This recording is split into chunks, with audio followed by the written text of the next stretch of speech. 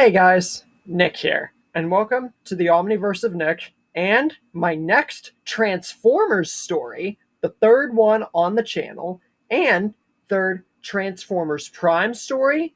Technically, the Tailgate one wasn't even a story, it was just analysis, which will then be turned into a story, placing them with Shockwave, but that's beside the point. This is the third Transformers Prime and in general Transformers story on the channel, and pretty much one of my favorite cons in the show, Skyquake. And what if Skyquake joined the Autobots? Now, before we get into today's episode, be sure to smash the like button, subscribe to the Omniverse of Nick channel, and further support and acknowledge the future of this channel by checking out the Patreon, Discord, and Google Doc on the homepage. With all that said, let's get into the first of 5 to 6 parts. Still not sure, since I'm now working on schedule with this for like the upteenth time this year. And we're just going to see how it goes from there. So, it could be 5 to 6 parts or just a tiny little bit over. But in general, 5 to 6 parts is the rough estimate. So, as I said, this story is covering what if Skyquake, one of the cons that was literally shown up and killed in the first episode he debuted in, just like Cliffjumper, and someone who definitely needed a major upgrade. And thank TF Motion Freak, or TF Freak Studios and Stories, for making this picture for me, because I had no earthly idea how to make the picture and like the main pick for the story. So thank him a lot for making this. And he actually made a few others and supported and helped out with this story in its entirety. So check him out, because he definitely deserves the credit. With all that said, let's get started. So, for those not familiar and who need a brief update or just in general don't know what the frick I'm talking about, as always, I explain the prognosis of the character and the story before I actually begin. So, Skyquake in Transformers Prime was a Decepticon put on Earth in stasis, emerged from stasis by Starscream after Megatron and the whole space bridge blowing up nonsense. He was emerged from stasis and only was loyal to Megatron and did not obey Starscream in the slightest. Then Optimus and Bumblebee arrived, knowing that Starscream and Soundwave were out and detecting another Decepticon presence, which was Skyquake. Skyquake then hilariously slapped Starscream out of the way, leading to Starscream and Soundwave spectating and then eventually finding Megatron in space. While Optimus would at first try to convince Skyquake to join the Autobots, but Skyquake said he would never side with a Prime, leading to Optimus and Bumblebee teaming up, and then Skyquake getting a vehicle form and showing off lots of promise and prowess, but still not being able to fully get the job done. And even after he got a vehicle form from Agent Fowler, who unexpectedly just was flying in the air and really had nothing to do with this scene, it ended up with Skyquake still getting bested and killed by Bumblebee and Optimus, even if it was unfortunate and literally given him the Cliffjumper treatment and Tailgate treatment. So, after that, we would not see any kind of Skyquake return or anything until Starscream would attempt to bring him back as an undead Terracon with Megatron's shard of Dark Energon, which he would fail at because that Skyquake, the undead one, would get trapped in the Shadow Zone whenever the two ground bridges from both sides collided. And then Miko, Jack, Raphael would find Starscream's arm in there, take Skyquake, the undead Terracon's arm, off, and then make themselves back into the real world, while Skyquake's arm would be attacking Starscream, and then the undead Skyquake would be left in the Shadow Zone forever, and then Soundwave would get trapped in it, and ironically, we never saw the two of them meet. And Robots in Disguise, the crappiest sequel in the entirety of the planet, it did not show that either. So, what does this mean? It means that Skyquake was left completely unusable in the franchise and was only there as an extra character. Meaning that even if, like my Cliffjumper story, we could have seen Skyquake return. We could have seen him fully fight the Autobots in his Terracon form, and that would have been enough to maybe capsulate some kind of arc with his character. But even then, we didn't get to see him do almost anything besides fight in one episode. Then, we would learn something else. Something that makes Skyquake's death even worse. We would come to find out that Skyquake actually had a twin in the form of Dreadwing, who was out in space and across the galaxy, shared split sparks, and Dreadwing felt when his twin was deceased, and would later come on Earth and get way more potential screen time and promise than Skyquake ever got in his one episode and then Terracon episode. So this made Skyquake's death even worse. So we're going to rectify that and put ourselves back whenever Skyquake, Optimus, and B are about to fight. And this is where our episode begins and the story. So with all that said, let's get started. We are just about to get Optimus and Skyquake duking it out after Skyquake slapped Starscream out of the way. But Optimus says that this is a new fight on a new world, and Optimus tells Skyquake to join him and the Autobots and help end this conflict forever. His master Megatron is dead, and Starscream is no leader, meaning that Skyquake has no reason to stay with the Decepticons. And if Starscream wants to lead, it's never going to be like when Megatron led. So the best that Skyquake can do is join them and help end the Decepticons for good, or try to lead them toward peace. And this is Optimus actually taking his speech much more into account instead of being so serious in his wording, even though it would still be hard for Skyquake to accept joining with a Prime, which we're about to get into. Skyquake thinks on this, and as much as he hates the thought of joining with a Prime, and the fact that he's so loyal to Megatron, the Prime is right.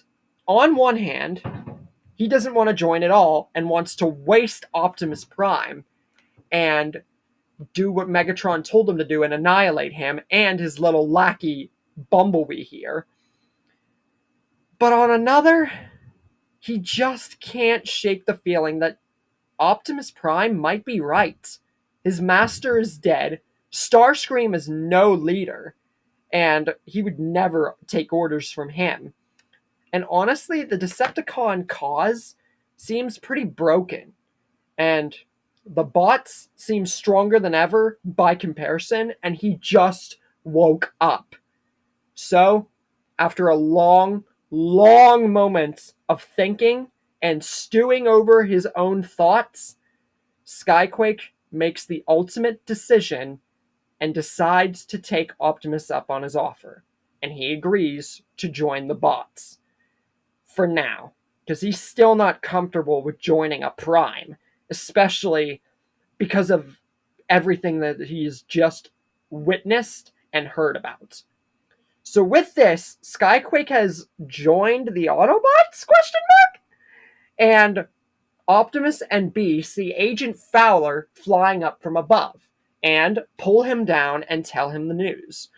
Agent Fowler doesn't trust a Decepticon worth of crap, because it was bad enough whenever Megatron teamed up with them to beat Unicron. But this Decepticon joining them, we're going to know that Agent Fowler's not going to be on board with this at all. Decepticons without Megatron or not, they can't trust this con. But Prime says every sentient being possesses the opportunity for change. Skyquake's been asleep for a long time, and with no Megatron, he has no purpose. But joining them, that can actually give them not only a very good soldier, but ensure that the Decepticons never get the upper hand ever again. And that without Megatron, they either can lead the Decepticons toward peace or finish this battle once and for all. Meanwhile, Skyquake's just taking all this in and honestly still stewing over the fact that he is joining with the opposite side. But honestly, again, he doesn't really see why he should argue with Prime, since he's made a very compelling and good point. So, with that, they all prepare to head back to base, but Skyquake's obviously the last to go, because they still don't know if they can trust him. But Skyquake doesn't have any reason to attack, so it seems, so they still proceed with caution. Meanwhile, Starscream and Soundwave have been spectating the whole thing, and Starscream is enraged. Not only did this Decepticon traitor, Skyquake, betray the Decepticon cause to join Optimus, but he defied him, the new leader of the Decepticons, which means that when they strike, which they will very, very soon, it means that Skyquake will be one of the first to die. And that Starscream says, now they're going to Prime and they're going to war. And Skyquake will be the first to die before all the bots, as an example of what happens to those who don't obey the new leader of the Decepticons. But Soundwave says, or, marks coordinates that the space bridge, there's a life signal there. And with that, Starscream goes and finds Megatron, pulls the Dark Energon shard out, hides it, and then they take him back to base. Or, the Nemesis. So, with this, Skyquake has officially joined the Autobots and is now a part of Team Prime and the Autobot base. With Starscream now open for war and Skyquake joining the Autobots, does this mean that our bot team is way too overpowered for the cons at this point, and that Megatron, even if he does come back, it won't matter? Will Skyquake eventually join Megatron if he does wake up? Or has Skyquake chose the right side, or is he just biding his time to betray the bots? With all these questions said, stay tuned for the next episode of What If Skyquake Joined the Autobots.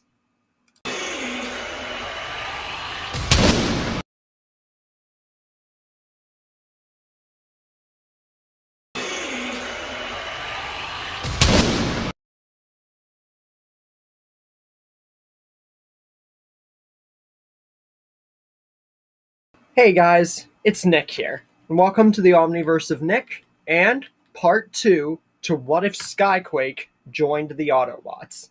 Now, before we get into today's episode, be sure, as always, to smash the like button, subscribe to the Omniverse of Nick channel, and further acknowledge and support the future of this channel by checking out the Discord, Patreon, and Google Doc, and the homepage to help the future of this channel.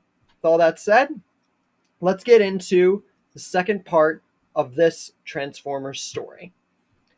When we last left off, Skyquake had officially joined the Autobots and was now part of Team Prime and the Autobot base, while Starscream said they were ready to ignite war and that Skyquake would be the first casualty.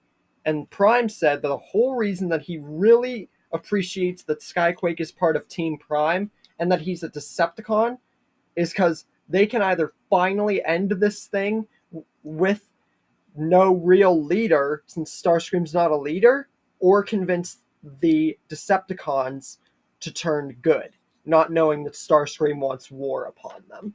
And Megatron was brought onto the ship. So, this is where we resume the story. Bumblebee and Bulkhead are out on their mission in the Arctic when they come across the Scraplet pod. And we're about to get a serious change of pace here. I was about to say cliffhanger, but that'd be weird ending the episode off like that. Just an episode not even's worth of content.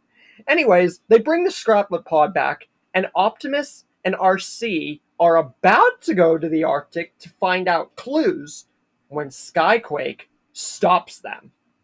And he says that there's no need for them to go to the Arctic because he knows what that pod is. It's a Scraplet pod. And everyone stops dead in their tracks. Because, number one, how does Skyquake know this? He was asleep for God knows how long. And number two, it's Scraplets. So you can imagine all the bots are on edge after hearing this, and it's something for Skyquake to even be saying.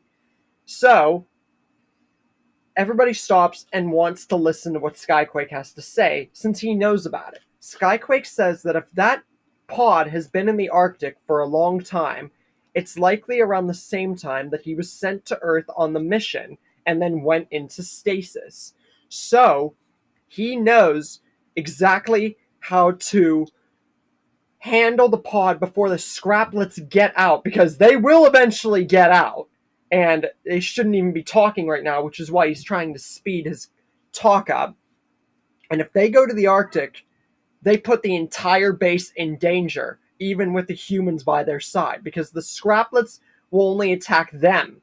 But if they can reroute the Scraplets to a different location, the base and all of them can be saved, and no one has to die or, go on a huge expedition run or some crap. So, Optimus and everybody else hear Skyquake out, and Skyquake, he has a sick plan in mind. He thinks that if they really want to end this thing with his kind, the Decepticons, not really his kind anymore, and end it with Starscream and no Megatron to speak of, then what they do is wait for the Scraplets to dethaw and then take the pod out right before they're about to break out of the base. And Skyquake will rout them because they'll be right on him immediately. He will distract them in plane mode so he can outrun them. And that's at full speed. He will try to look for the Decepticon ship. And he could go for hours on end in plane mode. So, this isn't a bother for him, and he can go really, really fast because he's been practicing. And with this, he will lead the Scraplets to the Nemesis, and then they will be all over that ship and Starscream and everyone in minutes. Not even. And if some of the Decepticons happen to escape, like Starscream and maybe Soundwave, which he banks on, then they can all attack at once and finish this battle once and for all. And Bulk, RC, Ratchet, and even Optimus have to agree that this is a surprisingly well thought out plan for Skyquake. And honestly, as much as Prime didn't want to have to kill Megatron and wants the Decepticons to change for peace, he did also mention that if they have to finish this with violence, it's what's brought them this far, so they need to end it once and for all. And without them becoming Scraplet Chow, this is the best way to ensure that no Decepticon ever impedes on this or any planet ever again and ends the war once and for all. And this is what he wanted Skyquake on his side for. So, all of the Autobots agree. And just before the Scraplet pod is de-thawed and they begin to break out, they are all out of the base, and Skyquake shoots at the pod, completely destroying it, and all the bots just run straight back into the base. And Skyquake starts to shoot at the Scraplets who are on him like that. And Skyquake shows no hesitation. He goes into plane mode and books it out of there faster than full speed. Like, really breaking his limits here with the speed because, number one, he's scared. He doesn't want to get, bit on his way to enact this plan. But he's also watching his speed to make sure that the Scraplets don't catch him and that he doesn't burn out. So, the Scraplets begin to pursue Skyquake in vehicle mode, while the bots are safe in the base. So soon enough, Skyquake is above the clouds, with the Scraplets still on him, and it's honestly, this would be an epic chase scene, with Skyquake managing to outrun or, outfly the Scraplets. But even he knows this can't last forever, and he's got to find the Nemesis very soon. And lucky enough, just before he burns out of his speed, he finds it. The Nemesis soaring up, and he finds it, and Skyquake flies down to the Nemesis with not a single con expecting anything. And he verges out of the way, because, there's a back entrance into the Nemesis, the actual entranceway into the Nemesis, that door. He flies out of the way just before the door opens, leading the Scraplets straight into the Nemesis, and they start munching down on every single part of the ship and begin to pursue the cons in the ship. And Skyquake just flies down all the way down because he knows the Nemesis is about to crash or the cons are going to try and escape. So he just goes down all the way down from where the Nemesis was onto the ground and waits to see what happens. And inside, it's anything but, easy for the cons. Because every single con is eaten. And yes, Knockout and Breakdown weren't totally introduced yet, but we can still assume that they would have been on the ship, maybe just at a different point, or maybe this would be at that point or something, So we can assume that they are on the ship and they get devoured. And almost every single pretty much Viacon trooper gets devoured as well.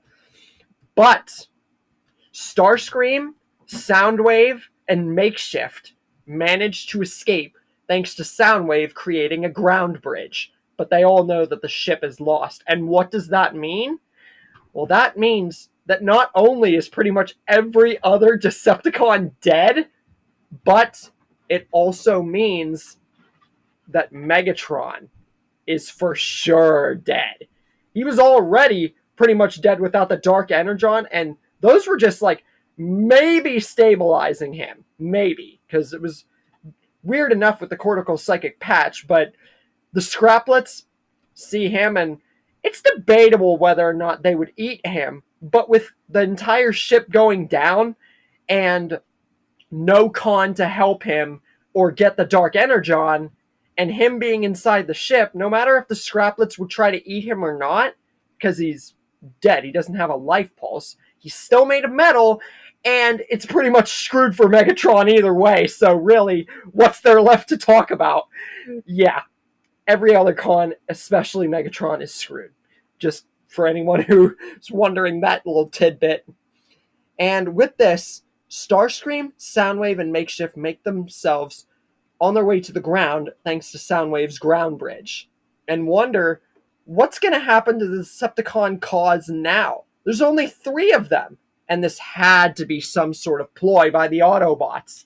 And Soundwave pulls up a visual of Skyquake luring the Scraplets in. And that, yep, it was probably one of their traps that Skyquake knew about. But just before Starscream can try to say anything or warrant action with just 3 of them, they don't get the chance to do anything. Because Skyquake, Optimus, Bumblebee, Bulkhead, RC, and Wheeljack, who has made his way to Earth at this point, with no makeshift to warrant putting him on the ship and everything, all of them just stampede Starscream, Soundwave, and Makeshift. They're all dead. There is absolutely no way. I could try to do the whole Soundwave Makeshift plot that I did in the Cliff story, or have them all escape for live to fight another day. But with the Nemesis destroyed, no cons to back them up, and literally 6 against 3, I am not going to say that any of them would even make it through. Nope. I'm telling you right now, they're all dead. So this pretty much leaves no Decepticon left alive. Unless you count Skyquake, but he's technically an Autobot now, so we're not going to count him. The point is, yeah, they're all dead. And this is only part 2. So yeah. With this, all the bots make it back to the base. The Scraplets are dealt with. No Makeshift means that episode won't happen. Wheeljack is here, but he knows that with the likes of Skyquake around, he doesn't want to stick around, so he leaves. But what will happen now? Will the bots have any kind of story left with the cons pretty much all dead? With Arachnid and stuff like that and Unicron not awoken yet? Or could this make the rest of the story a cakewalk? And that's where we leave things, and I will see you guys in the next episode.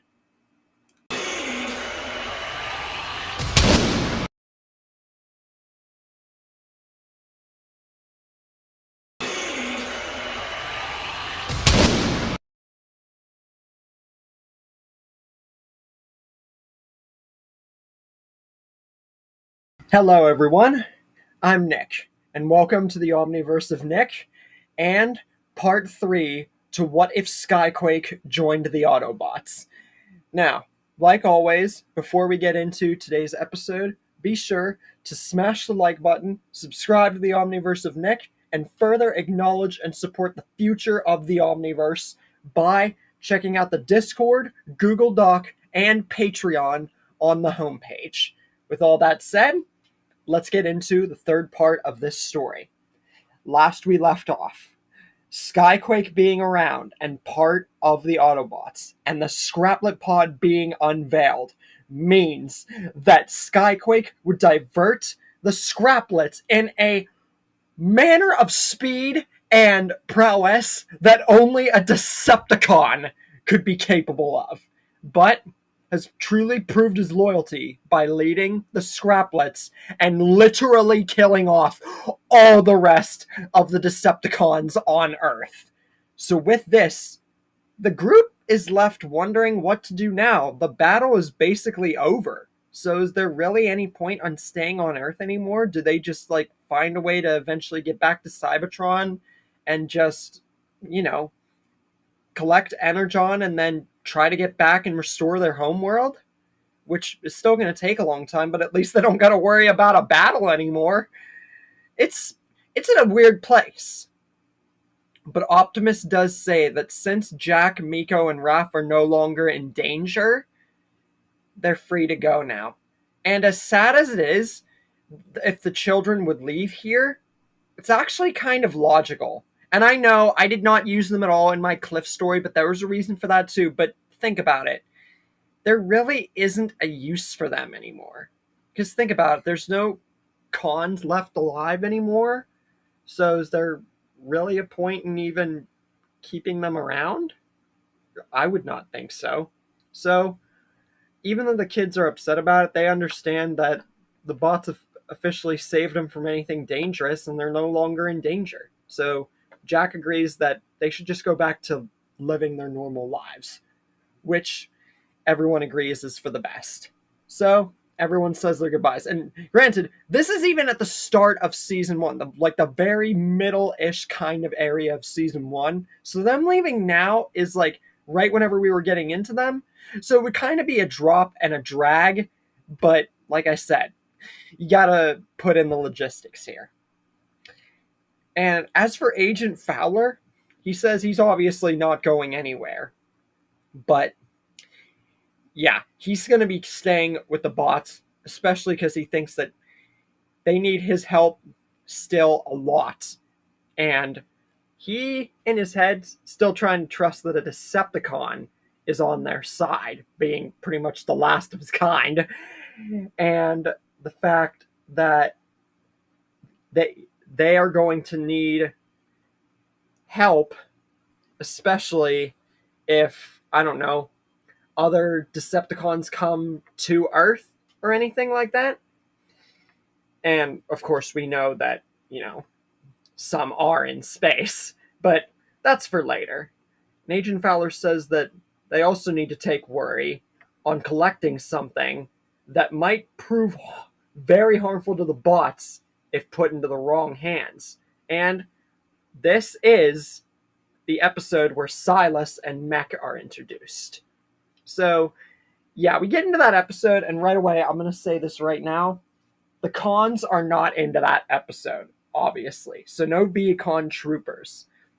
So, what that means is, with Optimus, Skyquake, Bulkhead, RC, B, and Fowler, yeah, Mech stands absolutely no chance. And it's hard for Skyquake to remain in cover, but I feel like him being in the air would be like whenever he transformed for the first time in canon, which obviously deviated here, against the bots and then like soared above Fowler. So it'd be kind of like a repeat of that, which would actually be really cool used against Mech, thinking that it's like one of their own or something, and then figuring out it's not. So they're forced to retreat, and the Dingus, that's still a freaking funny name, by the way, is way more safeguarded, collected, and stored. So that's safe. Mech does not, there's no blown train tracks or anything like that. So this episode basically goes by within like not even 5 minutes. Let's be real. Anyways, with also no knockout or breakdown, this means that Optimus, Skyquake, and the others would be able to keep the Energon harvester potentially guarded and better safe kept, especially now that they know that humans on this planet are after important tech and gadgets and, relics. So if this got into their hands, that'd be disastrous. So the Energon harvester is safe. They would either take it and replace it like they did in canon, especially with Fowler, or they would just leave it there and just know that it's safe, or better guard it and, tell about it to the humans if they could, something like that. The episode's speed medal is not going to happen because that episode revolved Jack and trying to win a race and everything. That's not going to happen, obviously. So, yeah, that we don't even need to talk about that. Then we get to the episode where Arachnid debuts. And this time, instead of RC and Jack, it would be RC and B, because it was RC and Cliff in my Cliff story. Here it would be RC and B, since the kids were let go. And this would actually make the episode really, really, really, really influential. And I honestly don't know why more people didn't talk about this in the episode Partners, because B was there when Tailgate died and saved RC with Cliffjumper. So, him being with her in this episode would actually be phenomenally awesome to see, and very, kind of sad, honestly, bringing back memories for the both of them, especially with Cliff also dead. And once Arachnid comes, she stands no chance against RC and B. And with no Jack, I feel that B would almost enact a similar plan to how I did with Cliff in my Cliff story. So honestly, even if he didn't, this battle would not go Arachnid's way at all.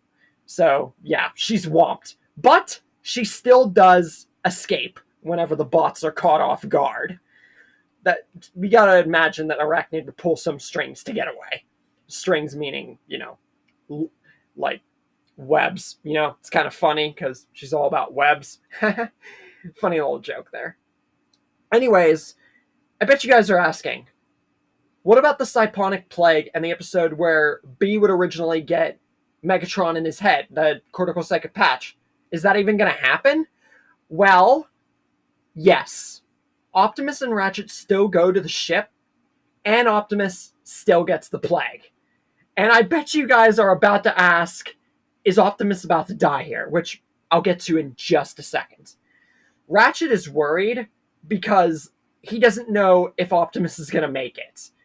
And like I said, with no B Megatron whole plot thing, since Megatron is dead with all the scraplets and cons and everything like that, yeah, this puts the group in a very big pickle. Because Optimus is at risk. But you forget one very, very, very, very crucial factor. Skyquake is there. He was thing for the scraplets. And I'm going to pull some strings here, creative strings, like I did with Cliffjumper knowing Orion Pax, and say that Skyquake, in his long-term, getting trapped in stasis on Earth and everything, would know at least a form, not the full thing, but a form of the cure, which would help Ratchet to better analyze it, and all the bots work together to fully and completely master the cure. So even if Skyquake didn't know any or all of it, I feel him being a long-term con and everything would prevent Optimus from dying here. Because let's be honest, if I killed off Optimus here with literally no Decepticons and a new Prime was made or something, since there's no Forge yet, that would make our group astronomically overpowered. So that's why I basically pulled the strings here. And I'm pretty sure that Skyquake would know the cure anyway, so that's not really a factor of Optimus turning, or a new Prime or something like that. So you pretty much got this here. So yeah. Full-on thing is, even if Optimus wasn't fully cured, he would still be enough cured that he would be almost back to full health. So, point is, Optimus lives here, with Skyquake's help. And this would prove that Skyquake truly is on their side.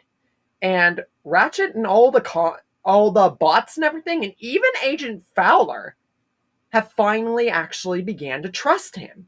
If they couldn't before, they definitely do now. Because Skyquake just saved their leader. Of course they're going to trust him. So, yeah. What does this mean? That means that the whole Bumblebee, Megatron, Starscream, the heat in the Arctic, that's not going to happen. Which in turn means that we're not going to get the episode with Starscream and the Dark Energon. And that episode revolved Terracon Skyquake too. But since Skyquake is alive, that further means that even if Starscream and the Dark Energon were a factor, it means that there's no Terracon Skyquake, so why even bother bringing this into the fold? So no Shadow Zone or anything like that. Also, we're not going to get the Bulkhead and Breakdown episode with Breakdown getting torn apart. So, we don't see Mech or anything like that take an effect or anything change or deviate until Arachnid meets Silas. Now, I bet you're asking, if Bulkhead still went out on the same mission, since he and Breakdown both went out, wouldn't Bulkhead just get kidnapped instead? That's very true, but I feel that with how much Mech knows they're outmatched, especially by a giant robot who can turn into a plane and deceive them, that would force them to stay back for a while and further analyze the situation. Since Meg was smart and Silas was smart, but dumb in many ways. So we can only assume that they would, not appear at all in that form. So whatever they would find there, the Autobots would just find it themselves. So that's where we cut back to here with Arachnid meeting Silas and their whole plan of getting revenge on RC, and this time Bumblebee and the bots, just the bots. So basically like my Cliff story, another fold from that. And the two begin their alliance with trying to lure the bots some way, shape, or form to them, which works after RC and B go to the area in which RC and Jack went in the original and RC and Cliff went in my Cliff story. So basically like that. We then get to Arachnid scanning Fowler's vehicle mode after Fowler comes to help with his gang, because I feel that Mech and Arachnid together would keep B at bay enough so that Arachnid would be forced to, they would have sort of an edge. So Arachnid would still transform here, but she's not going to get away. Because just before she is able to get away in her new copter mode, she is slammed into one of the huge pillars and buildings by Skyquake, which would be a parallel to Megatron slamming into Starscream when he reawakened after taking over Bumblebee's mind. Except with Skyquake ramming into Arachnid, that would be amazing to see. And the fact that we never saw those two fight or even speak to each other, because Skyquake died in an episode. So, yeah. And so now, after this, Arachnid really has no chance. And Skyquake, RC, and B hold her at gunpoint. But Optimus says to bring her to base. So once they do, she is put into restraints. And thank TF once again for helping out this entire series and with these pictures of Arachnid in the restraints. But Ratchet, RC, Bulk, and even Skyquake in the back, sort of, not really too much because Optimus has a plan, are protesting the fact that Arachnid is in the base right now. So what does this mean? Why did Optimus want Arachnid in the base instead of just killing her off like they did with all the other Decepticons? Is it because she's one of the only ones left and maybe she can change like Skyquake? Or could this prove to be instrumental in restoring Cybertron, getting all the relics that might be here to better empower the Autobots and restore Cybertron?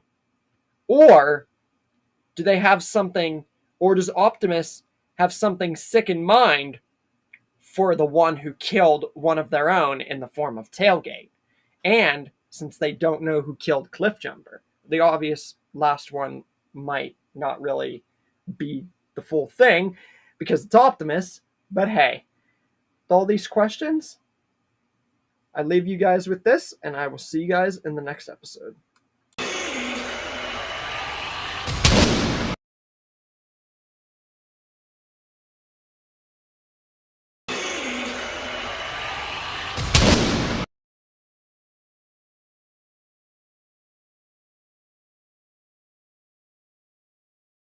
Hey guys, Nick here, and welcome to the Omniverse of Nick, and part 4 to What If Skyquake Joined the Autobots.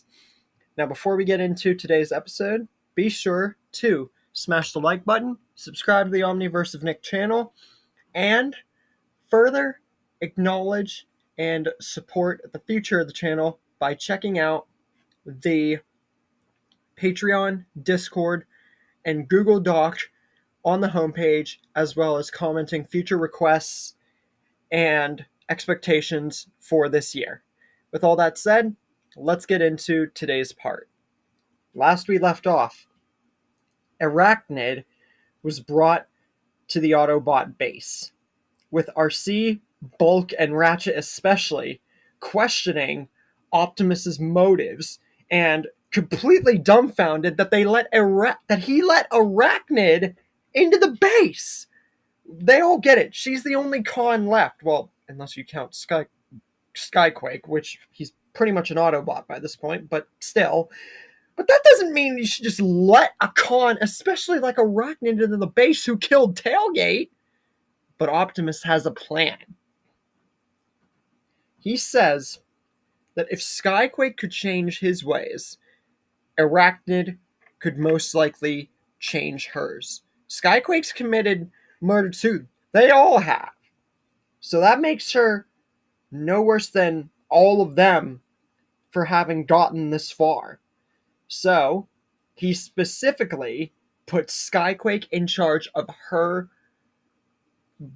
being kept on guard. So he is on guard around her at the part of the base inside where she is being held. And Skyquake is in charge of her to try and get her to change and just to keep an eye on her. But RC, she still doesn't trust this and doesn't like it at all for what, Arachnid did. But Ratchet says that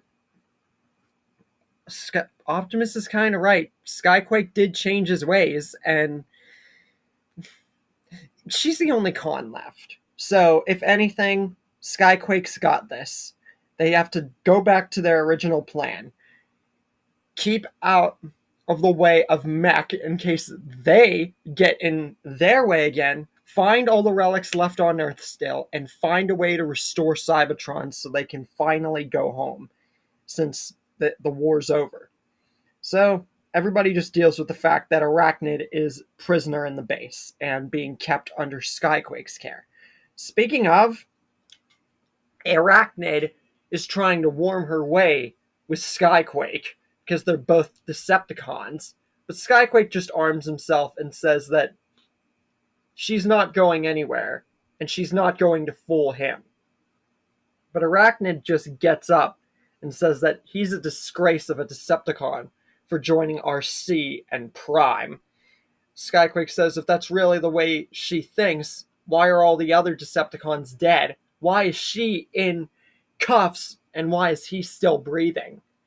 And he just kicks her down and that pretty much just shuts her up for now. And if you're wondering, yes, I feel like her arms, her back arms, would be kept in cuffs too, but more or less like TF helped me with the pictures of her cuffs, it would have been a little much to put cuffs around her arms. Starscream's back to help him fly away, that's one thing. But Arachnid's arms, that would just be freaking weird. Especially with how skinny and small they are. So, yeah. And either way, Skyquake has her in complete and total control. For now, at least. But Arachnid has a plan. She's just going to wait for the right opportunity. Skyquake and all the other bots here don't know. They might have just captured the wrong Decepticon. Meanwhile, RC and Bulkhead get the Polarity Gauntlet with no trouble. There's no breakdown. Arachnid's captured. So getting that would be a piece of cake. And they would also go into the mines alone because there's no Megatron or Starscream. So, and there's also no Jack or Miko. So, this means that all the little bits of Energon left in the caves and whatever tools would be left in the mines, without them getting destroyed, that would get brought to the base, which means the Autobots would have extra Energon. So, that would be good. And the next stop is the Immobilizer, which all of Team Prime goes for except Ratchet. And Skyquake is still behind with Arachnid, keeping her under wraps. And she hasn't been able to do a dang thing because Skyquake has ensured that with how strong he is and what he knows Arachnid to be, being a fellow Decepticon and knowing about Arachnid, she hasn't even gotten a chance to talk to him. But eventually, that changes. because of the bots all being gone, Skyquake being the only one here besides Ratchet, question mark, this means one big thing. Arachnid has an opening. She smiles at Skyquake and says that you bots might be smart, and you might have been smart to choose the side that ultimately benefited you Autobots in winning the war, and you being a disgrace to all Decepticons, and capturing me. But that's just it.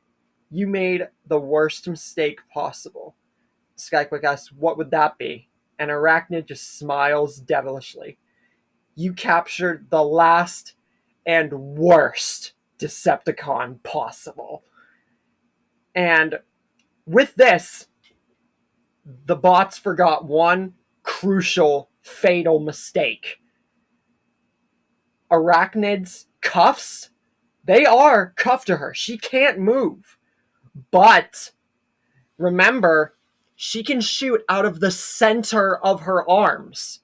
And web, that's her main attack, not just her back arms. So, since the cuffs are only around her wrists, she can still web, which she gets right in Skyquake's eyes, and then is able to get the key and unlock all of her cuffs, and just uses her arms, pins Skyquake against the wall, and just bashes him through. She's not interested in tearing out Skyquake's spark right now. She's just interested in getting out of the base. Skyquake recovers and gets his machine gun turret and opens fire on Arachnid. But Arachnid just flees out of there, yickety split.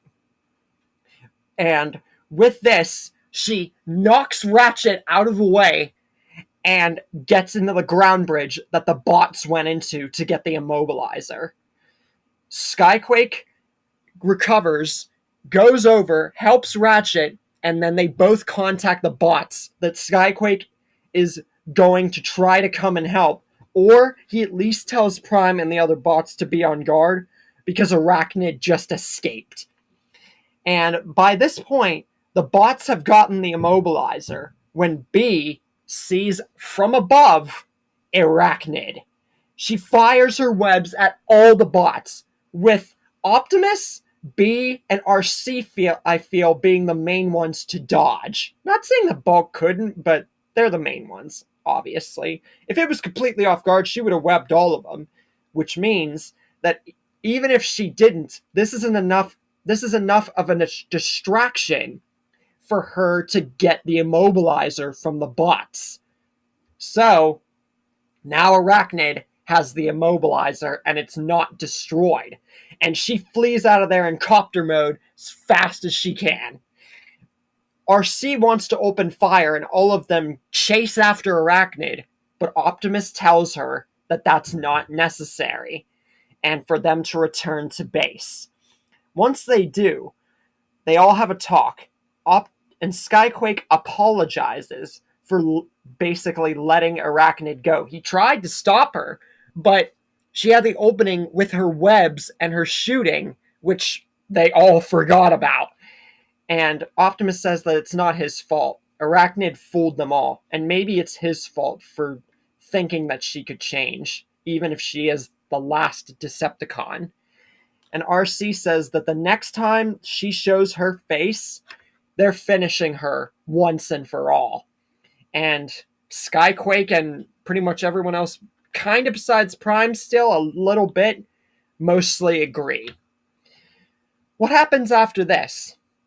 Well, the cylinder that had the synthetic energon formula is not going to get knocked into anybody, so they collect that without a hitch, which also means we're not going to get that bulkhead, TMI, all that stuff.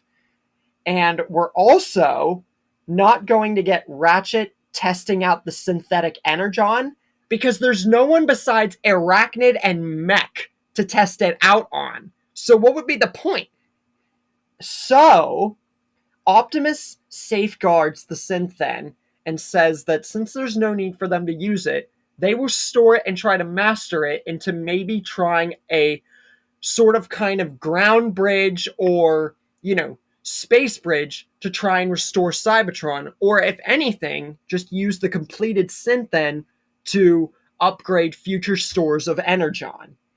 Plus, Optimus says they're going to need it because he feels that something bad is approaching the Earth and the universe, and that Cybertron's going to have to wait for the beginning of a rising darkness. And this is the beginning of the prophecy, remember.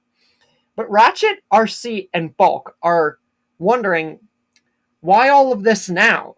Megatron and all the cons are dead besides Arachnid and Mech. What could possibly be happening to the Earth that could be a rising darkness? Skyquake, however, has a feeling he knows what Optimus is talking about. Yes, Optimus, you don't mean... Optimus nods. The rise of Unicron. And this is where we would get the volcano with the dark energon. And we're at that point, Unicron's emergence. What's going to happen here? Will the bots be able to defeat Unicron and save planet Earth and even try to attempt to get home without Megatron to help them? Or is Skyquake enough of a literal boss in this story that they don't need Megatron? Or could Arachnid pull a 180 and help the bots in place of Megatron?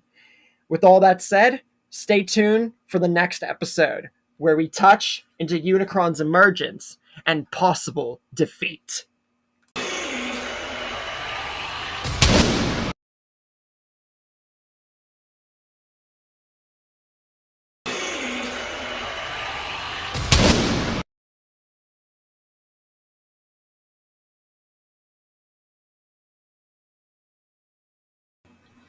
Hey guys, Nick here, and welcome to the Omniverse of Nick and Part 5 to What If Skyquake Joined the Autobots, where we are going to be getting into Unicron's emergence and the plan to stop him.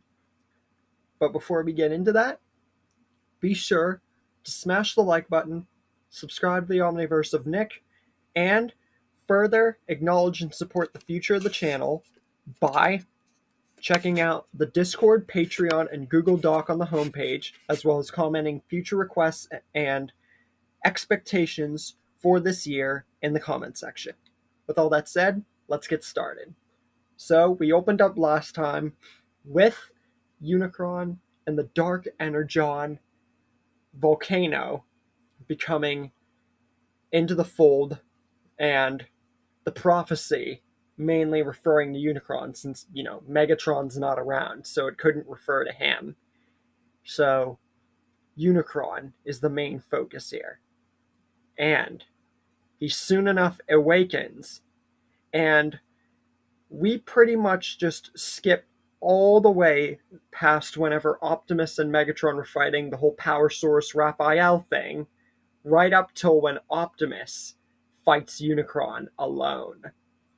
And we get to Unicron's first clone being defeated, and multiple sprouting to fight Optimus. And whenever Team Prime emerges to help him, this is where things change. Because Skyquake is there, so one, that's an extra hand, so much more clones are able to get defeated. But that also means that Unicron turns giant sooner. But thankfully, they are able to defeat the first giant clone because Skyquake is there. But soon enough, as we know, 3 giant Unicrons would emerge, mainly whenever Megatron came into the fold, killed the big one, and then, the 3 appeared after they talked. So Unicron has gotten the 3 clones there, and at this point knocks back Skyquake, mainly since he's the biggest threat besides Optimus. And once all the other bots are knocked back, he then targets Optimus. And this is very crucial, because once Unicron trapped him in rocks and was about to stomp on him, this is where Megatron would initially have saved him. But there's no Megatron. So when Unicron is just about to finish, you'd think that Optimus is going to die here, because he almost did with the plague. I almost killed him. But no. Instead, Skyquake does what he never did in the main show.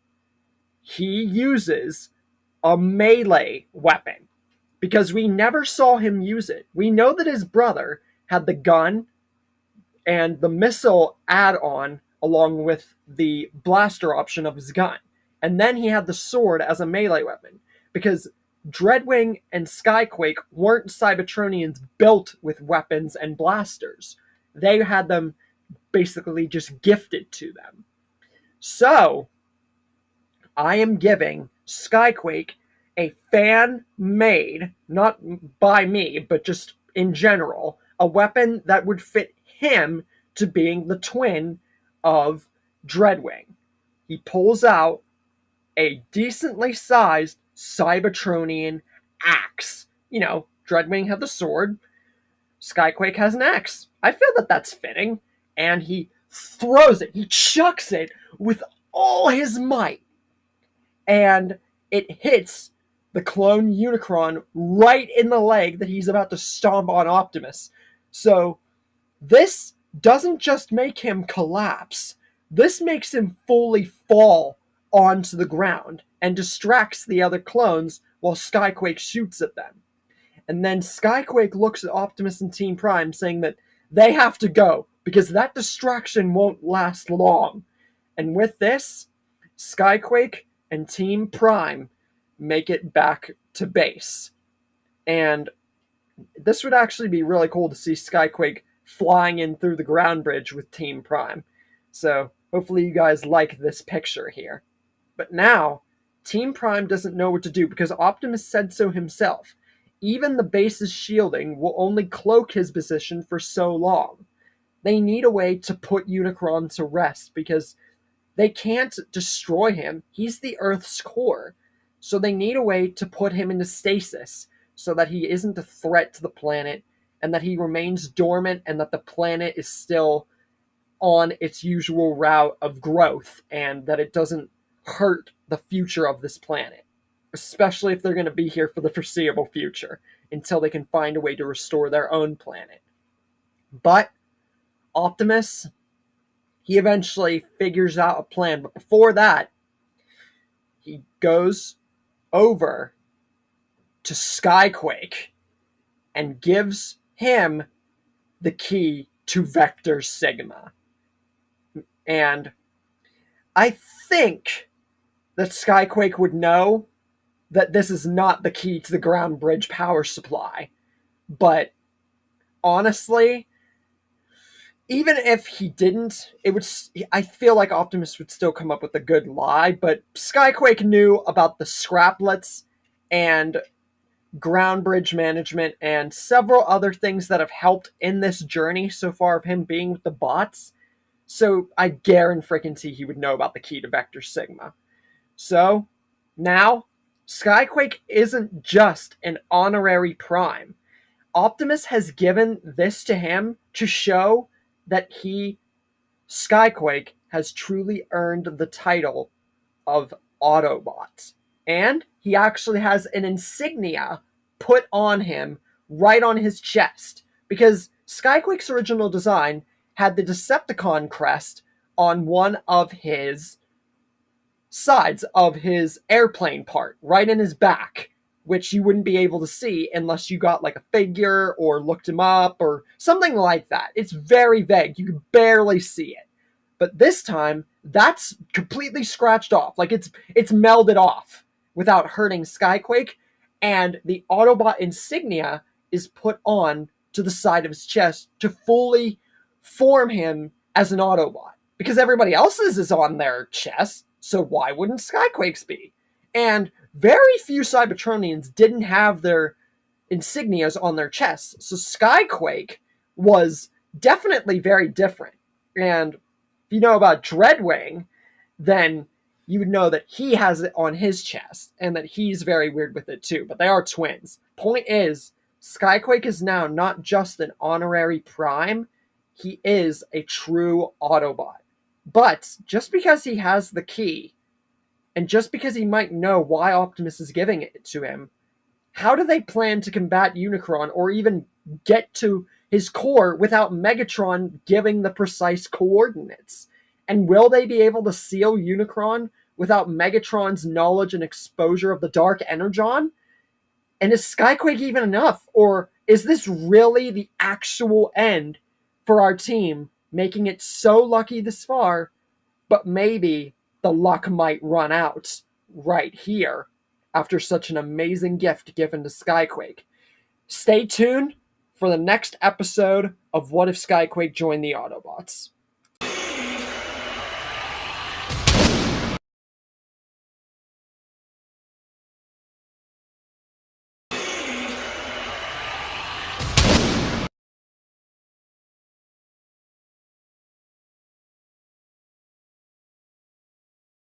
Hey guys, Nick here, and welcome to the Omniverse of Nick and part 6 to What If Skyquake Joined the Autobots. Now, like always, before we get into today's episode, be sure to smash the like button, subscribe to the Omniverse, and further acknowledge and support the future of the Omniverse by checking out the Discord, Patreon, and Google Doc on the homepage or channel bio, as well as commenting future requests and expectations in the comments section.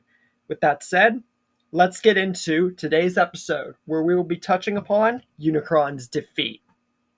Last we left off, Skyquake had officially been gifted the key to Vector Sigma and has his own insignia, making him a true bona fide Autobots. He's fully into the league of the Autobots now.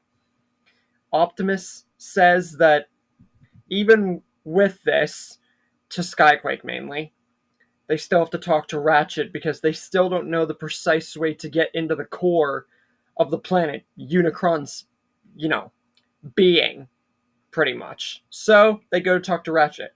And Ratchet says that ground bridging into space or on a moving train is difficult enough, which I don't think he would mention the moving train here since that isn't really a factor in the story, but it would still maybe be brought up.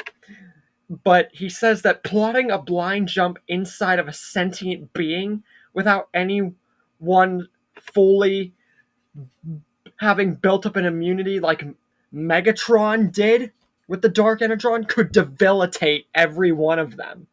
But it ultimately comes down to Optimus saying that they don't really have much of a choice because they cannot let Unicron destroy this world, because it will also hinder them maybe finding a way to get their world fixed. So Ratchet and Optimus talk, and they both agree that the most likely option for them to get into Unicron's body safely, faster, and have less time to worry about being exposed to the dark matter, possibly, is to try to get very close to not turbocharging the ground bridge, but maybe like supercharging it or something. And maybe preparing themselves with like the Energon and the Synthen to maybe like prepare themselves better before they jump in. So, with Optimus, B, and Skyquake's help being very, very, very, very, very much needed and appreciated.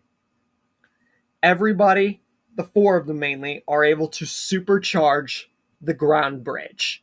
So, when it's all done, RC, Bulk, B, Skyquake, and Optimus all proceed into the super bridge? I mean, the ultimate term for, travel to like Cybertron and everything, that was a space bridge, but we could just call this like a super ground bridge or something like that. So they're actually going in to Unicron's, being without Megatron having to give the location. It just took a little bit longer. But then again, a lot of stuff has transpired so much earlier that honestly, it's still very early for them getting into Unicron's body in the first place. So it really wouldn't matter.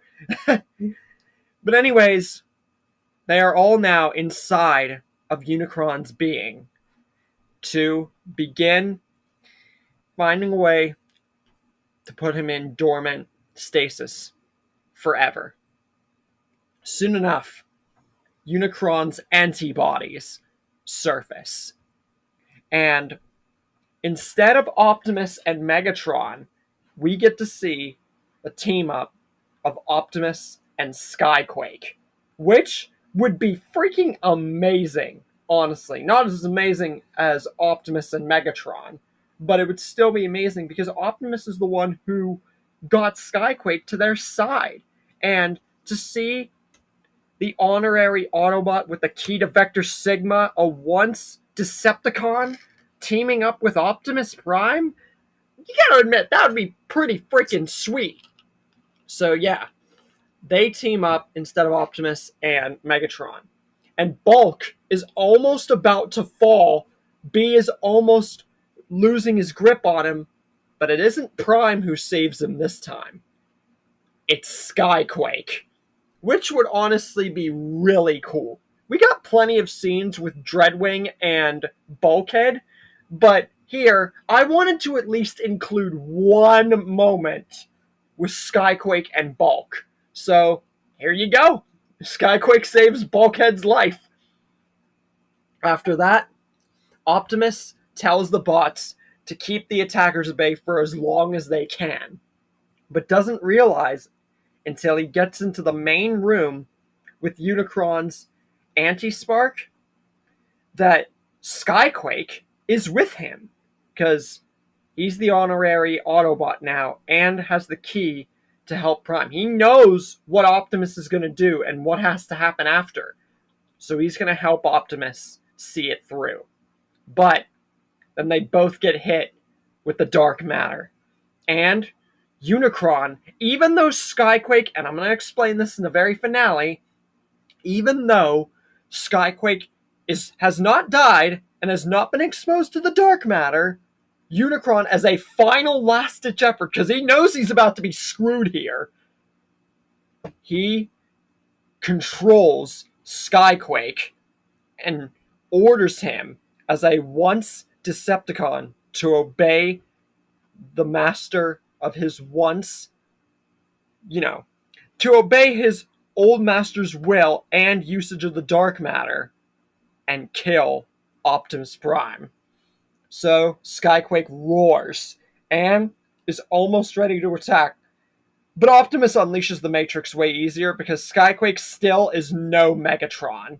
So, yeah, Skyquake might be a lot better trained and much different than his, one episode outing, but he still is no Optimus or Megatron, so it would matter even less that Skyquake gets controlled. But it's a critical moment for Unicron about to be turned over into stasis, and just the build-up with Skyquake and Optimus. But anyway, yeah, Unicron's put in stasis.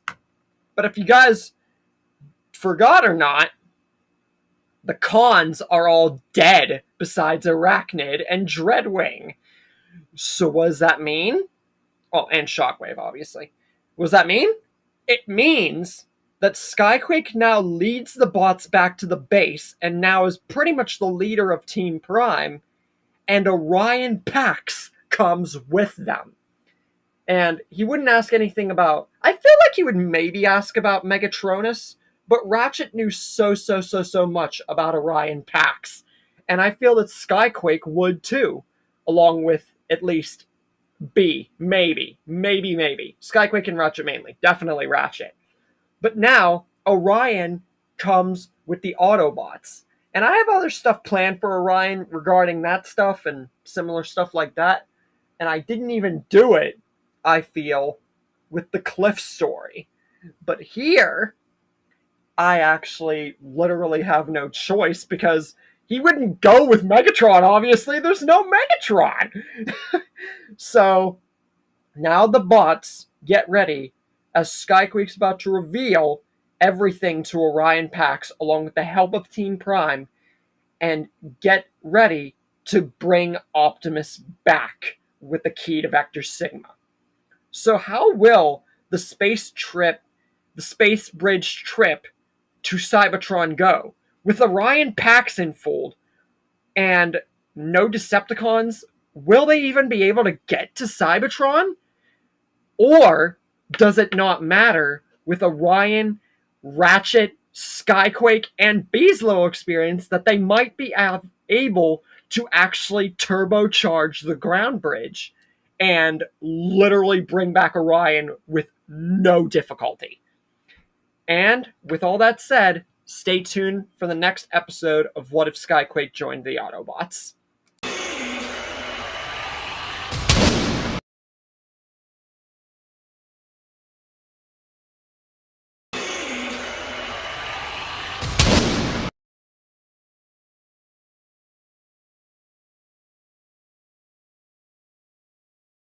Hey guys, Nick here, and welcome to the Omniverse of Nick and Part 7 to What If Skyquake Joined the Autobots. Now, like always, before we get into today's episode, be sure to smash the like button, subscribe to the Omniverse, and further acknowledge and support the future of the Omniverse by checking out the Discord, Patreon, and Google Doc on the channel bio or homepage, as well as requesting future what ifs and expectations in the comments section. With all that said, let's get into the 7th part of the story. Last we left off, Unicron was defeated through a hand effort of mainly Optimus, helped by Skyquake. And with this, no Decepticons, meaning besides the fact that Arachnid's still buzzing around and we've yet to see anything with Dreadwing and Shockwave, means that Orion Pax comes back with the Autobots. And Skyquake's at the helm of this because he has the key to Vector Sigma. But before anything, Orion starts asking questions like crazy, because obviously he's not going to know what happened. He still thinks that, he doesn't know about Cybertron and all that. Remember how he was, swayed into working for Megatron and everything? Yeah, the Autobots basically explain everything to Orion because he is and was their leader, and Ratchet especially knows that a clueless Orion Pax at least deserves some knowledge to maybe help them to get his memory back and just to fill the void that Orion never got filled. So with this, everything is told to Orion Pax. And understandably, he is shocked that his best friend Megatronus turned into such a monster. And Cybertron and a Decepticon turning good and everything that happened, it's a lot for Orion to take in. But Ratchet says that it's much needed information for Orion because it feels like, at least to him, that it was overdue information before he eventually became who they knew as Optimus Prime. And yes, they would fully explain the story of Optimus Prime, and says that they want to get him back. Not that they don't like Orion Pax, but Orion Pax is meant to be Optimus Prime. And they can't do without a true leader, and Prime is one of those. Orion keeps saying, is he even worthy? But Ratchet said, oh yes, he's definitely worthy. And he even gave Skyquake here the key to Vector Sigma just before Unicron was put in stasis again. So this is meant to happen. And Orion can still be of use, because as Ratchet just a second later realizes, they don't have a means to get to Cybertron. Because remember, without the knowledge of, the Decepticon space bridge, because of Starscream not being there, this puts the bots in a huge freaking pickle. Because without that, how are they supposed to get to Cybertron? And honestly, how are they even supposed to get Optimus back? Skyquake would fully and completely reveal to everybody about the key to Vector Sigma, and if it wasn't already disclosed, he would show this as it is the best way to restore Optimus and everything, but Ratchet's still right. They don't have a knowledge of the Decepticon space bridge, and Ratchet, RC, and Bulk say that they don't have the knowledge of a space bridge or how to get the power source there or anything. True, they supercharged the ground bridge to get into Unicron's being and then used like Synthen and extra stores of Energon to help like keep the exposure of the dark Energon down, but that's not going to help them if they don't have the proper tools or knowledge to upgrade the ground bridge more or even find the Decepticon space bridge. Skyquake then steps up to the fold and says that as much as he would like to say that he knows where the Decepticon space bridge is, because he knew about the scraplets, he knew tiny bits about Vector Sigma, and he knew plenty to help them this far, he can't. He doesn't know where the bridge is, honestly. But he does possess a lot of knowledge about space bridging technology. And he thinks that with his help, Orion Pax, Ratchet, and this human Agent Fowler, and all of them working together, that not only can they turbocharge the ground bridge into managing true space bridging to Cybertron, but it could actually prevent them from ever having to worry about a situation like this ever again, and could honestly help them in the endeavor to restore Cybertron in the future. And with him by their helm, this actually really helps. And Skyquake says that as much as he would like to just, find the Decepticon space bridge for them and keep a solution for them without having to do an extra step that risks taking more time, without a war besides Arachnid and Mech, he disposes this as the best option the bots have. And Ratchet honestly agrees with Skyquake. This is top tier thinking. And honestly, Ratchet never expected that one day the Decepticon space bridging and evil purposes would be used for good in getting their freaking leader back. So, honestly, Ratchet feels like more than ever, Skyquake has not only earned the role of an honorary Autobot, but he has more than earned the trust of every freaking Prime in the entirety of Cybertronian history right here. And this is a lot to bog down in a little bit, so this will be a big moment right here. And Ratchet begins to work with the ground bridge and smiles to everyone, saying that they've got work to do. And let's get Optimus back.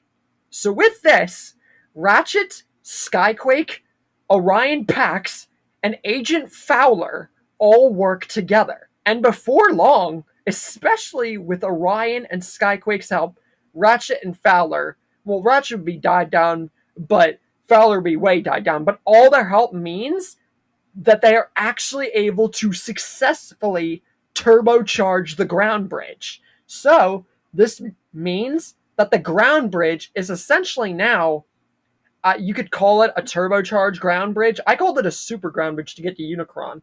You can call this like a turbocharged ground bridge or a space bridge. It really doesn't matter. But anyways, it's complete.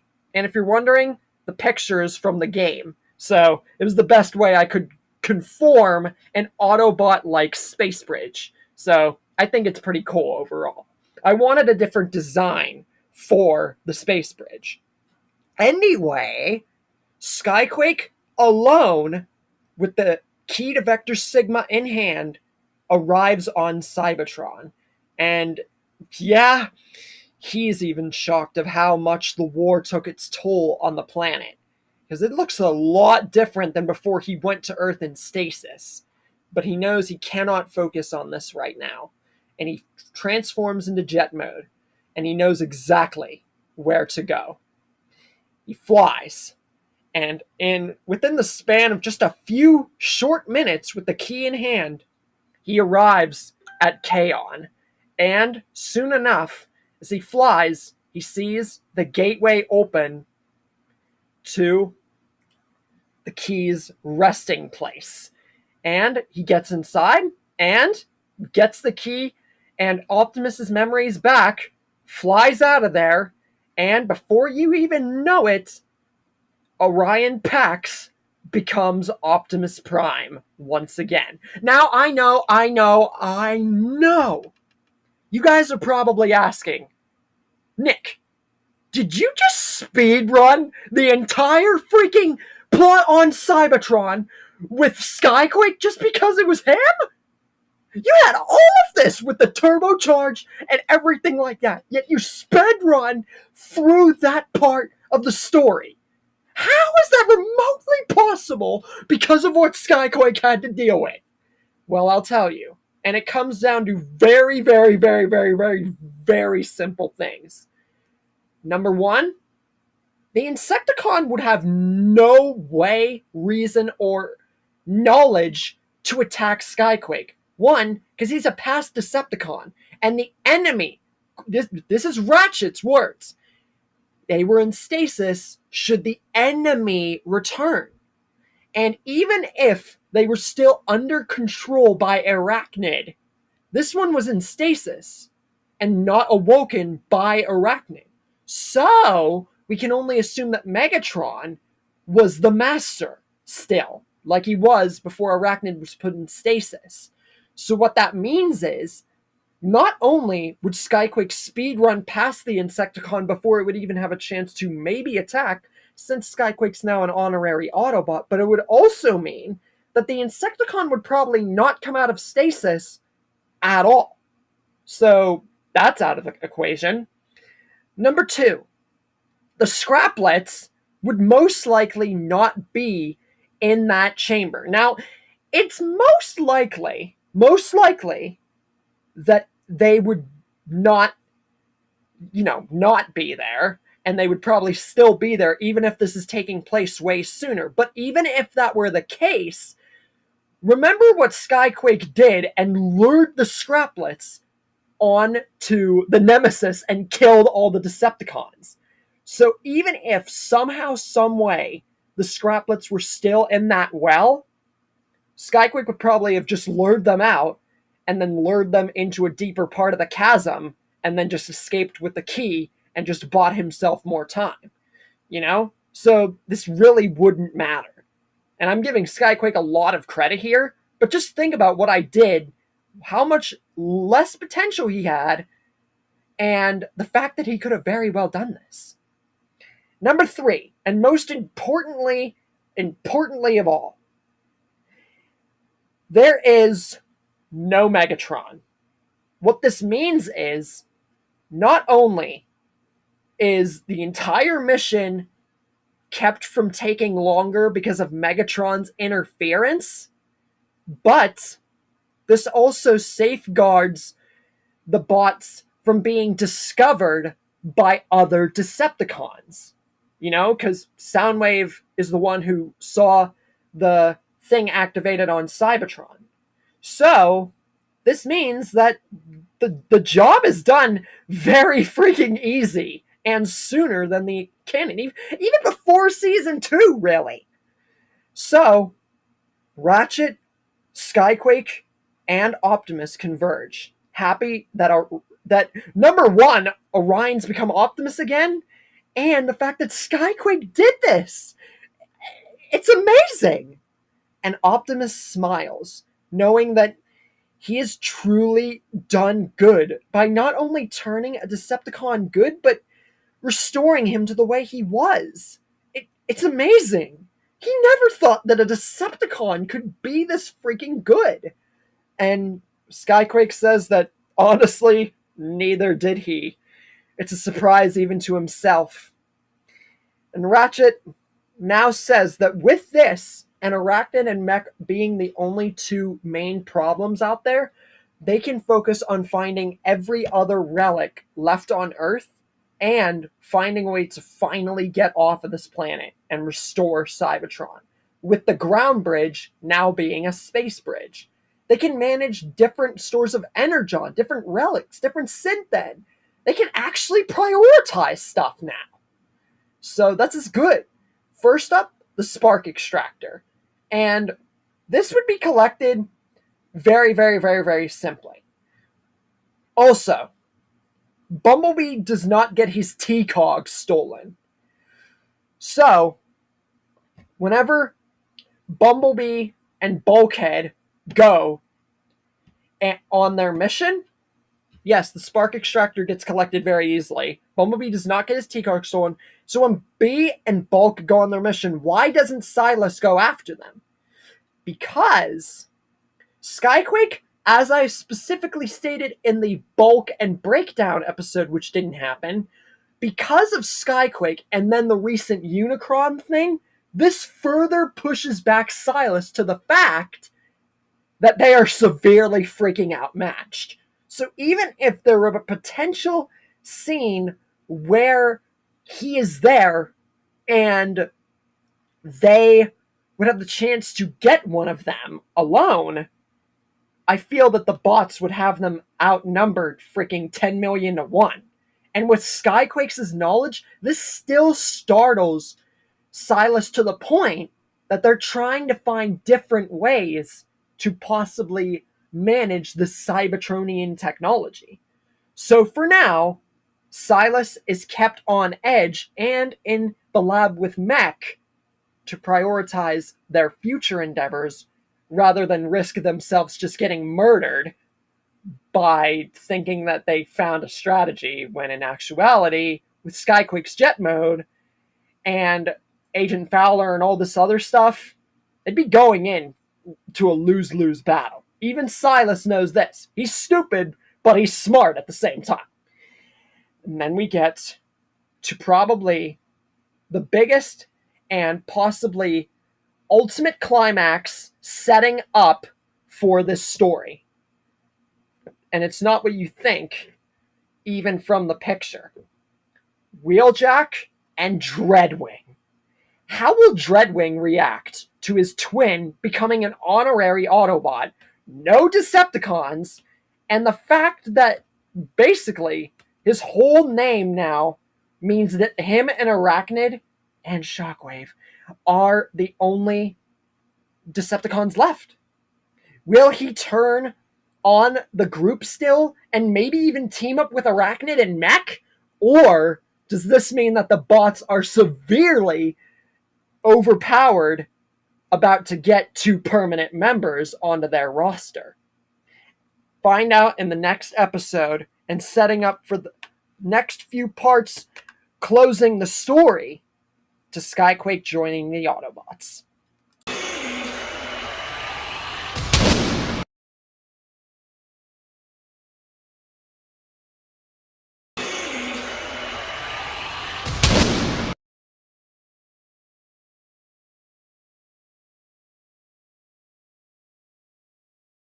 Hey guys, Nick here, and welcome to the Omniverse of Nick and Part 8 to What If Skyquake Joined the Autobots, where we are almost ready to close up the story. But before we get into today's episode, be sure to smash the like button, subscribe to the Omniverse, and further acknowledge and support the future of the Omniverse by checking out the Discord, Patreon, and Google Doc on the homepage, as well as requesting and any expectations or what if suggestions in the comments section down below. With all that said, let's get into today's part. Now, where we left off, we get to the episode where Wheeljack and Dreadwing arrive on the scene. Once Skyquake realizes this and they get the message from Fowler and see both of them, Skyquake cannot believe his eyes. And none of them are going to think that it's Skyquake or even mention anything like that. But they do mention the fact that to Skyquake that someone looks an awful lot like him. And when Skyquake hears this and then sees who it is, he cannot believe his eyes. And he then says to everybody, that's his twin, Dreadwing. Two halves of the same life force, a split spark.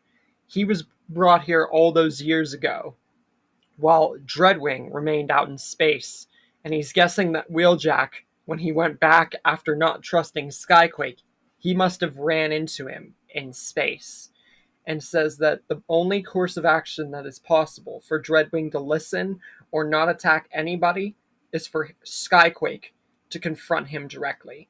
And then who knows, this might result in them getting another member added to their ranks. But Optimus thinks about this for a second, and even though Skyquake's an honorary Autobot and, honorary Prime, and has earned his place, he knows that if Skyquake goes, he might just get himself hurt. And honestly, he kind of wants Dreadwing to join too. So he thinks about this for a second and says no to Skyquake. He tells Skyquake that he's going to come along too. He's the one who turned Skyquake good in the first place and is the reason that Skyquake is part of the team and helped him with Vector Sigma and the Scraplets and everything. So he's going to do the same for Dreadwing. If Skyquake can't convince him, maybe Optimus can. It's their only course of action with no war or threat besides Arachnid and Mech. They cannot risk Dreadwing being an extra threat. They have to make sure that he either leaves the planet forever or joins with them. It's the only choice that they have. Skyquake says okay, but Dreadwing might be even harder to convince than him, because as much as Skyquake was fiercely loyal to Megatron, Dreadwing's resolve is just as, if not a little over, the strength of resolve for the Decepticon cause. But Prime did help, and they've helped each other, so Skyquake can't say no here. So, Skyquake and Optimus arrive, just as Wheeljack is facing Dreadwing, when Fowler arrives as well. And Dreadwing gets his weapon out, and then he sees Optimus Prime and his twin? And this enrages Dreadwing, because he says to his twin that he's glad that he's awake, but he cannot believe that, one, he's not with Lord Megatron, and he's joined with Optimus Prime and these Autobots. He disgraces the Decepticon cause, but Skyquake tells him to stand down. He's outnumbered, outgunned, and there's no Decepticon left for him to join. This actually stops Dreadwing, and he asks, "What do you mean? Lord Megatron would never be defeated. Did you defeat him?" Skyquake says that he has no part in the defeat of Megatron. And honestly, remember, they went on to the Nemesis and the Scraplets were lured on, but they never realized that Megatron was back. So, because RC and B never arrived on the ship for the cortical psychic patch, so they didn't know that Megatron's body was on the ship. So Skyquake explains to Dreadwing everything that's happened since he awoke on this planet, with the Scraplets and all the Decepticons, and Optimus fills in the voids about what happened at the Decepticon space bridge, and Starscream, Makeshift and Soundwave, Unicron, the key to Vector Sigma, and everything that's happened. And Skyquake says that there's no Decepticon besides Arachnid that, the rogue Khan, who he failed to properly keep in the base, which he blames himself for. He's not a perfect Autobot, but he's made himself clear that he chose the right side, and Dreadwing should too. There's no Decepticon left, no leader left, so Skyquake did what was right, and he knew that if he had sided with Starscream and the Decepticons, no leader could have been better than Megatron. And if Dreadwing really is the twin of his and wants to make the right decision, he'll do the right thing right now and choose the right side, just like he did. Dreadwing thinks about this long and hard, and his twin's right. There's no Decepticon leader. Arachnid's the only one besides him, and honestly, even if he did join back with the cons, Megatron's gone. So what would be the point? And he can't fight them all by himself. And even if he teamed with that rogue con Arachnid, they wouldn't be able to defeat the Autobots. It was lucky that Arachnid even got away. They all could have killed her if they really wanted to. But as far as Dreadwing's concerned, the Decepticon cause he no longer wishes to be part of. So he chooses to be with his twin and the Autobots. So with this, we have both the twins, Skyquake and Dreadwing, on the side of the Autobots. Wheeljack goes on his ship and just goes around the planet, and honestly, either he would just be accepted to be in the ship at this point because of no war, or he would have to literally pick an Earth-based vehicle mode, or he would just go in space. It's one thing of trusting Skyquake because of the whole Decepticon thing, but it's another for Dreadwing because he trusts him even less than Skyquake, even after hearing the whole story, because Dreadwing still killed Sea Spray. So Wheeljack, regardless of how or where he would go, he wouldn't be with the bots. We then get Skyquake and Dreadwing out on a run for relics and more energon. And this would honestly be really cool to see, with Skyquake and Dreadwing both in jet mode. Which, yes, Dreadwing would scan a jet mode, but they don't remain alone for long, because just in front of them, they see the most horrifying thing ever. A huge horde of Insecticons are flying towards them, firing at will. And this puts Skyquake and Dreadwing into a tag team war against the Insecticons. But they are very surprised at who leads them. And this is a very cool picturette that I made here. Arachnid in helicopter mode flies alongside the horde of Insecticons. She then transforms off and on top of one of the Insecticons.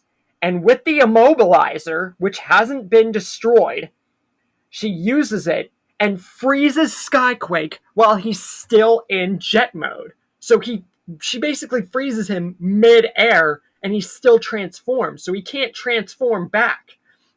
So, while Skyquake begins to fall down because he can no longer keep track of his flight, Dreadwing flies down after. And to make sure that the Insecticons and Arachnid don't follow him, he throws a bunch of bombs in the area of the Insecticons and Arachnid and detonates them all and uses his gun, which he then activates into his missile mode, because remember, it had two modes, blaster and missile mode.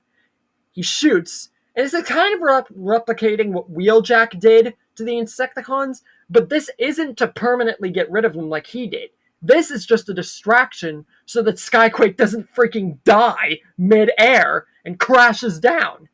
So, with this distraction, Dreadwing flies at full speed to make sure his twin is okay, since he's immobilized and plummeting down very, very fast.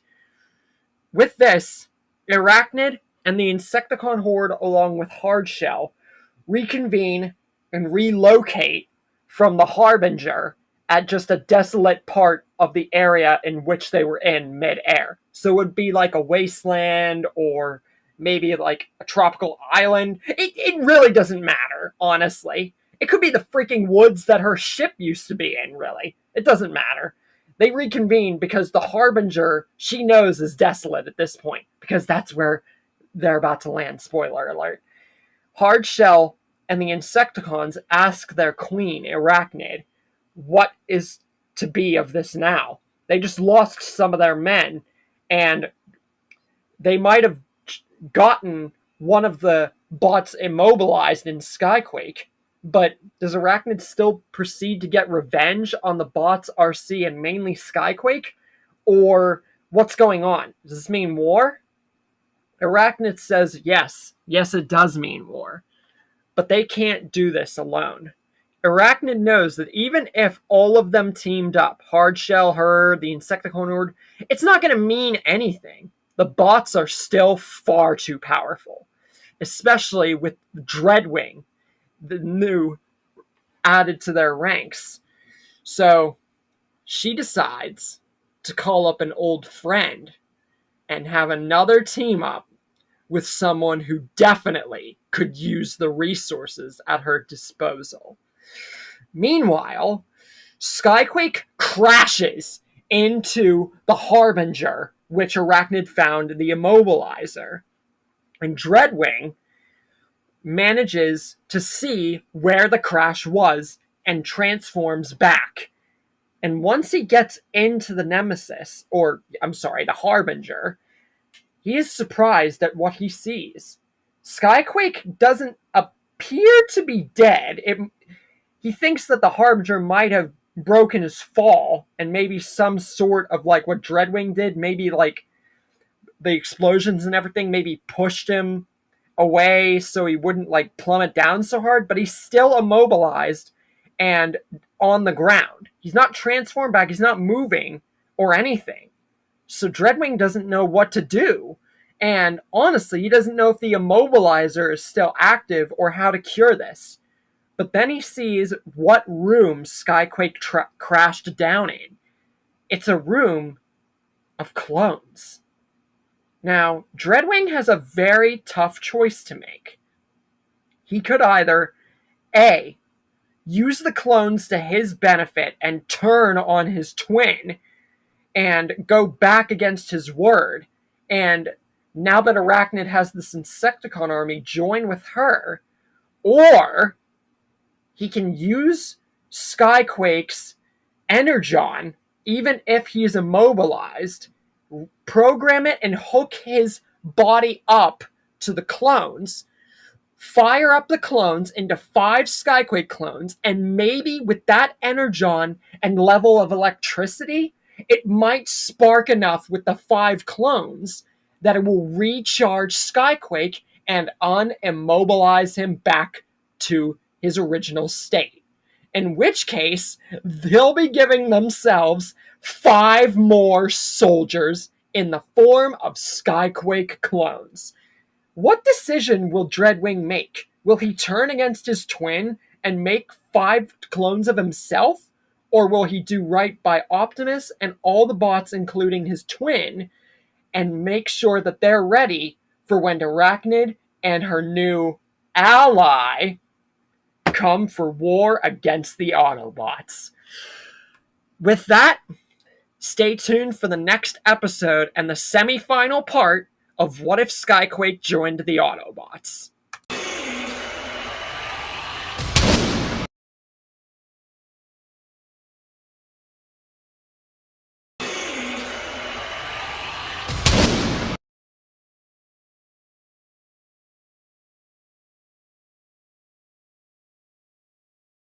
Hey everyone, Nick here, and welcome to the Omniverse of Nick, and Part 9, the semi-final part to What If Skyquake Joined the Autobots. So it's going to be 2 parts shorter, pretty much, than the Cliff story.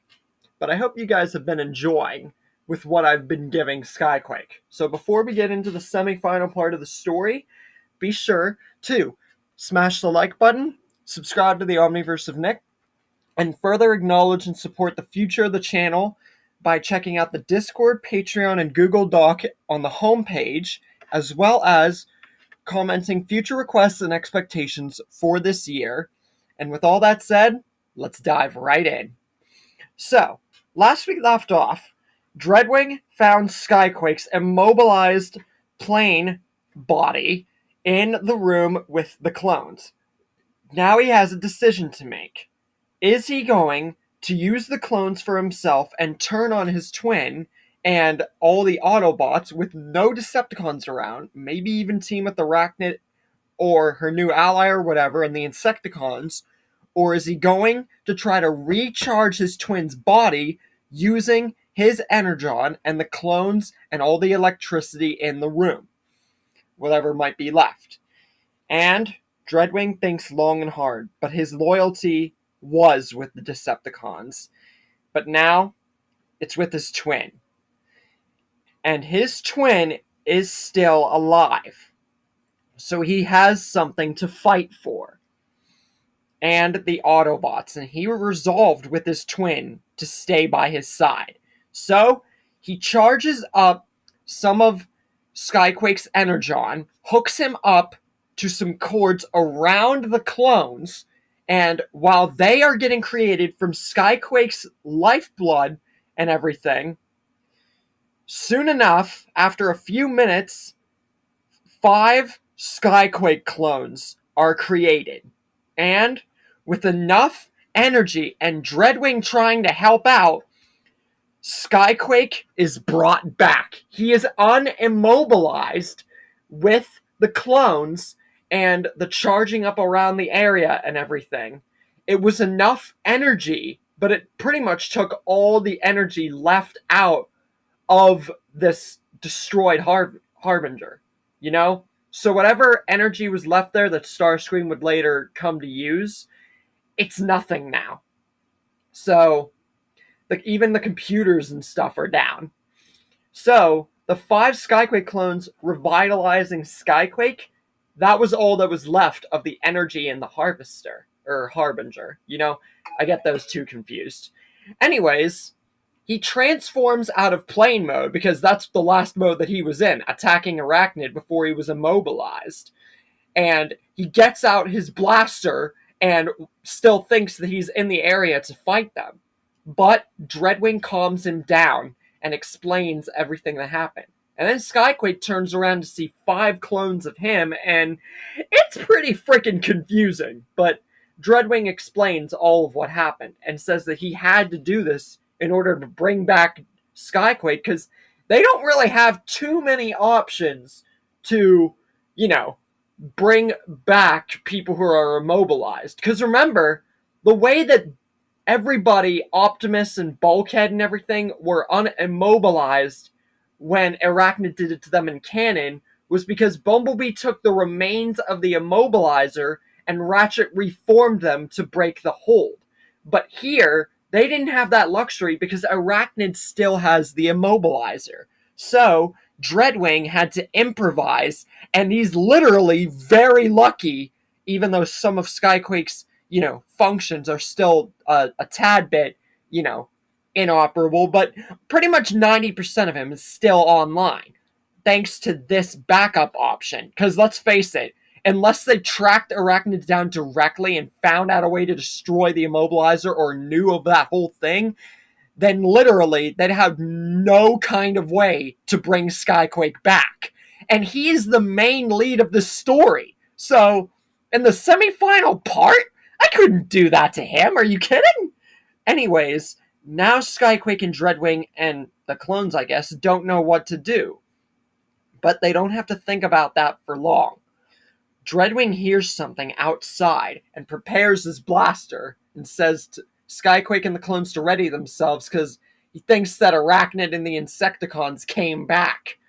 But nope, it's Team Prime who tracked down Skyquake and Dreadwing's location because Dreadwing didn't clone the position, and after the electricity and everything went out in the Harbinger, all the signals were put online. So Team Prime was able to track down Dreadwing and then Skyquake and then 5 other signals, which now they've determined to be 5 Skyquake clones. And they think they're about to fight Arachnid or something, just in case, but no, they all reunite and everything. And Skyquake and Dreadwing are happy to see Team Prime and not Arachnid and the Insecticons. And they start to explain a little bit, but Optimus stops them when he sees 5 Skyquake clones, and he's like, he's thinking to himself, what's going on here? But Skyquake and Dreadwing explain what has happened. And Skyquake and Dreadwing also say that since Arachnid is on the hunt for them with this huge Insecticon horde, and she might, since she hasn't come back yet, she might be heading for the Autobot base right now. Remember, she knows where the base is. They didn't think about that. She literally knows where the base is. She could have attacked them at any time, but now that she is, their base is ruined. They cannot go back. Agent Fowler and everybody else and all the things that they left there, they have to send Fowler and all the stuff from their base to here.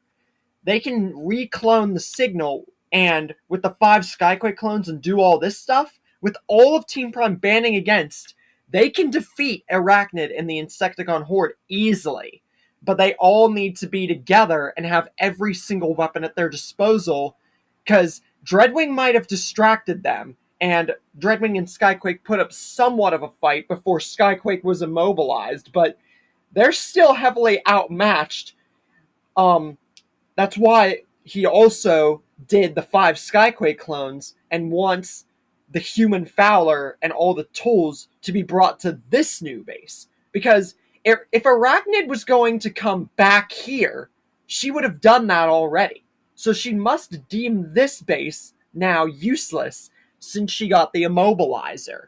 So what that means is they can pretty much stay here until either Arachnid becomes too bored to attack, or they can try to pinpoint her signal going towards the base, their old base, and set up a trap to finish her off once and for all. And Optimus honestly has to agree with this because it was really his fault that Arachnid's put in this position. Think about it. He was the one who wanted to redeem her in the first place. And it's also Skyquake's fault because he let her go, even though Arachnid's a sneaky frickin' con. So it wasn't like he had too much of a choice. But it doesn't matter who the blame is to be. Dreadwing tries to get Agent Fowler's location and says to him and any other of his helpers to grab all the tools from the old Autobot base and vacate it immediately. The base is lost because they plan to set up a trap for Arachnid because they all know that she's going to go to that base to try to finish them off. So they all stage a plan. And now that all of Team Prime and the Skyquake clones are together, they want to ensure that they finish her once and for all. And Dreadwing also tries to get in touch with Wheeljack, but to no avail. Because remember, Wheeljack still doesn't trust Dreadwing for killing Seaspray. He trusts Skyquake way more than Dreadwing, but now even less now that he knows they're twins. So, yeah.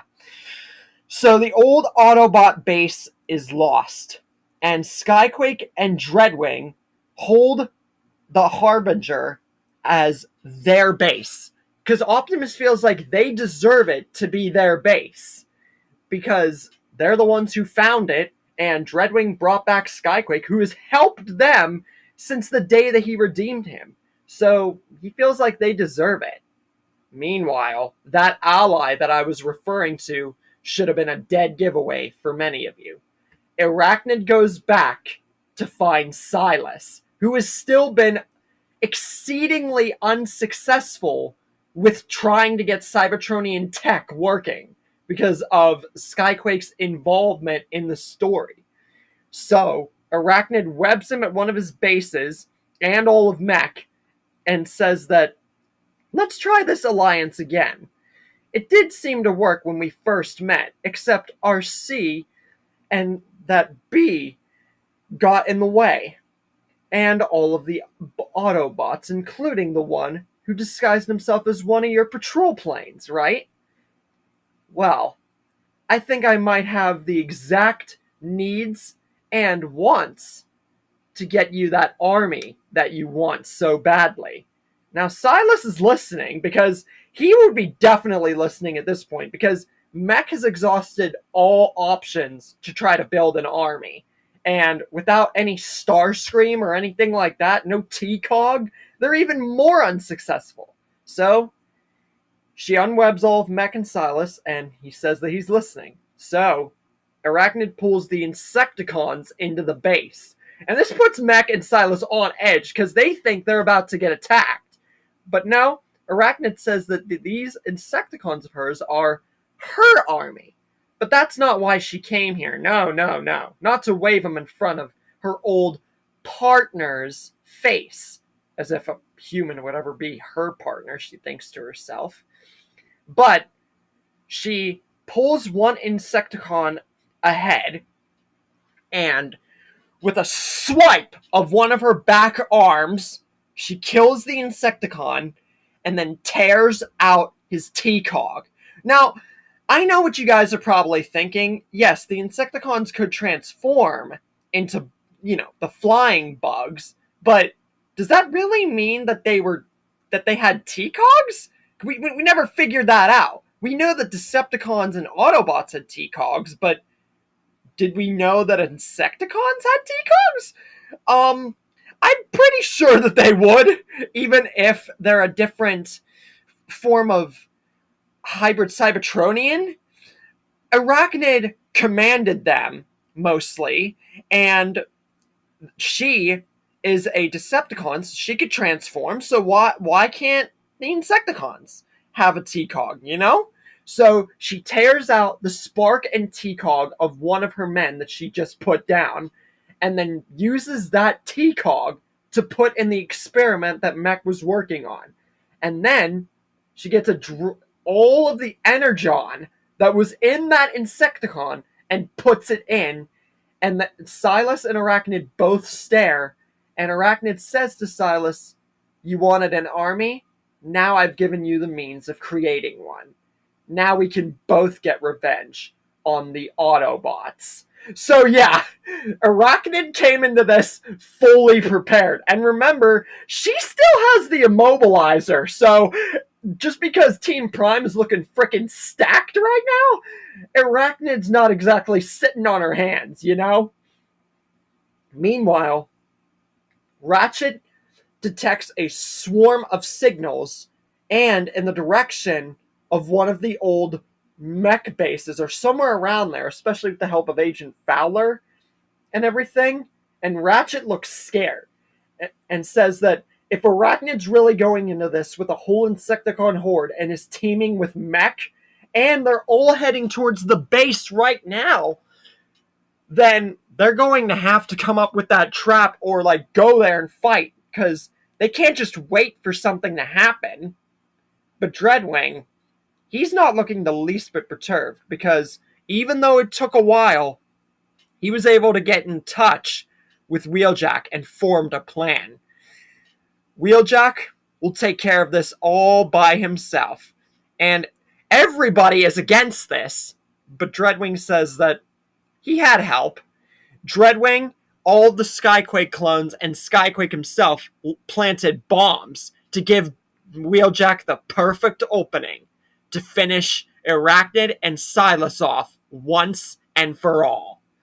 And as he says this, we cut to Arachnid, all of the Insecticons, mech, copters, and soldiers all at the Autobot base. Will the trap that all the Skyquake clones and Wheeljack and Skyquake himself planted be enough for Wheeljack to do this all by himself? Or will the bots have to step in, and will Wheeljack actually meet his demise here, just like my Cliff story? Stay tuned for the finale of What If Skyquake Joined the Autobots.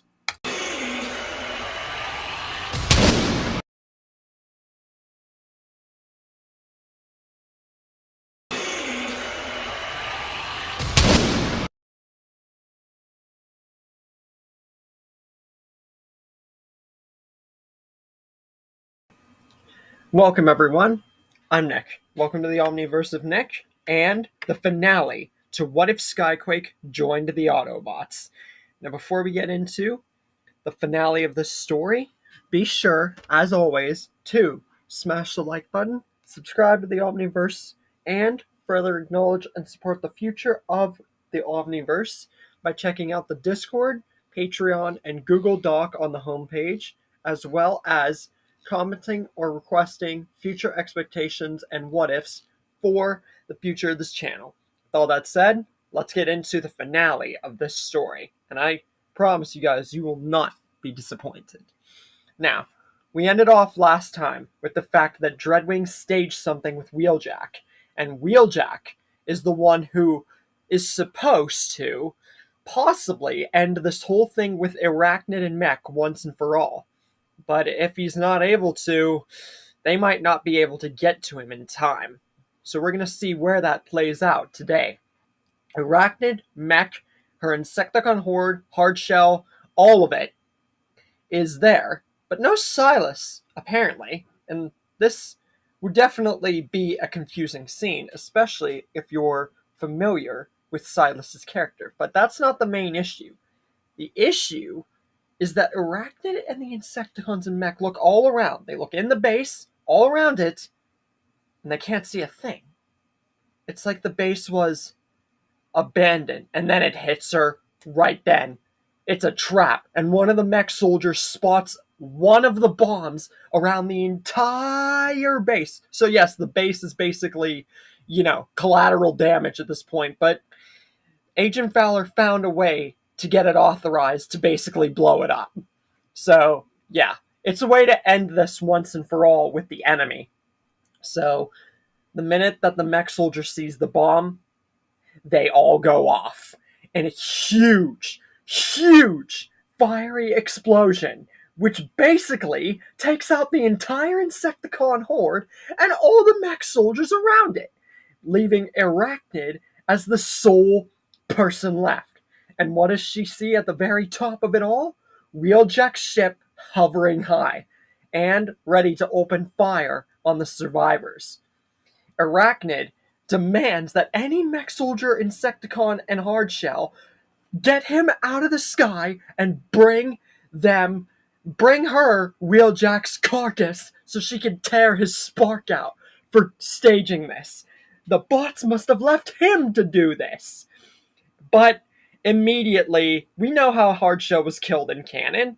So if any Insecticons or mech soldiers were left, they would join the collateral damage also with Hardshell and would get instantly missiled and gunned down to death. It doesn't matter. But Arachnid still has one ace up her sleeve. The Immobilizer, which she still possesses. If she can immobilize that ship, Wheeljack will have no ship, and he'll be all by himself. So she gets the Immobilizer ready, but Wheeljack's not going to let her do it. So he flies continuously out of the way, and Arachnid has to start playing it really creatively and put her true, rogue con moving about and sneakiness to a whole new level against Wheeljack. And even though Wheeljack's doing a good job right now, he knows that he won't be able to outrun that Immobilizer for long. He's going to have to shoot and fire at her. So he gets ready to, but then all of a sudden, he hears something on the top of his ship. But Arachnid's all the way down there. She didn't transform into copter mode, and the explosions would have had to damage her to prevent her from flying for now. So who's on the top of his ship? And then he sees it. Optimus Prime? No, that can't be. It's not Optimus. And he tells right away from looking at a camera angle on the top of his ship.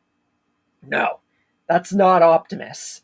It's a decayed, gray, sort of evil Optimus, and this, of course, we know to be Nemesis Prime. Silas isn't here because with Arachnid's help, he was able to further complete Nemesis Prime.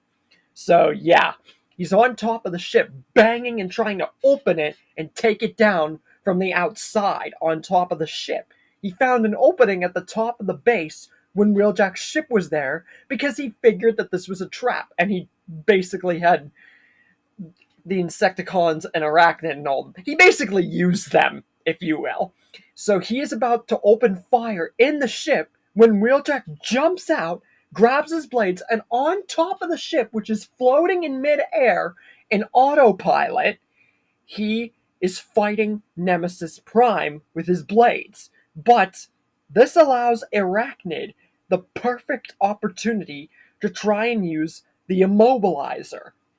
But Wheeljack knocks Nemesis Prime into the immobilization blast. So we don't know, since this is just an empty host, if it would truly immobilize him.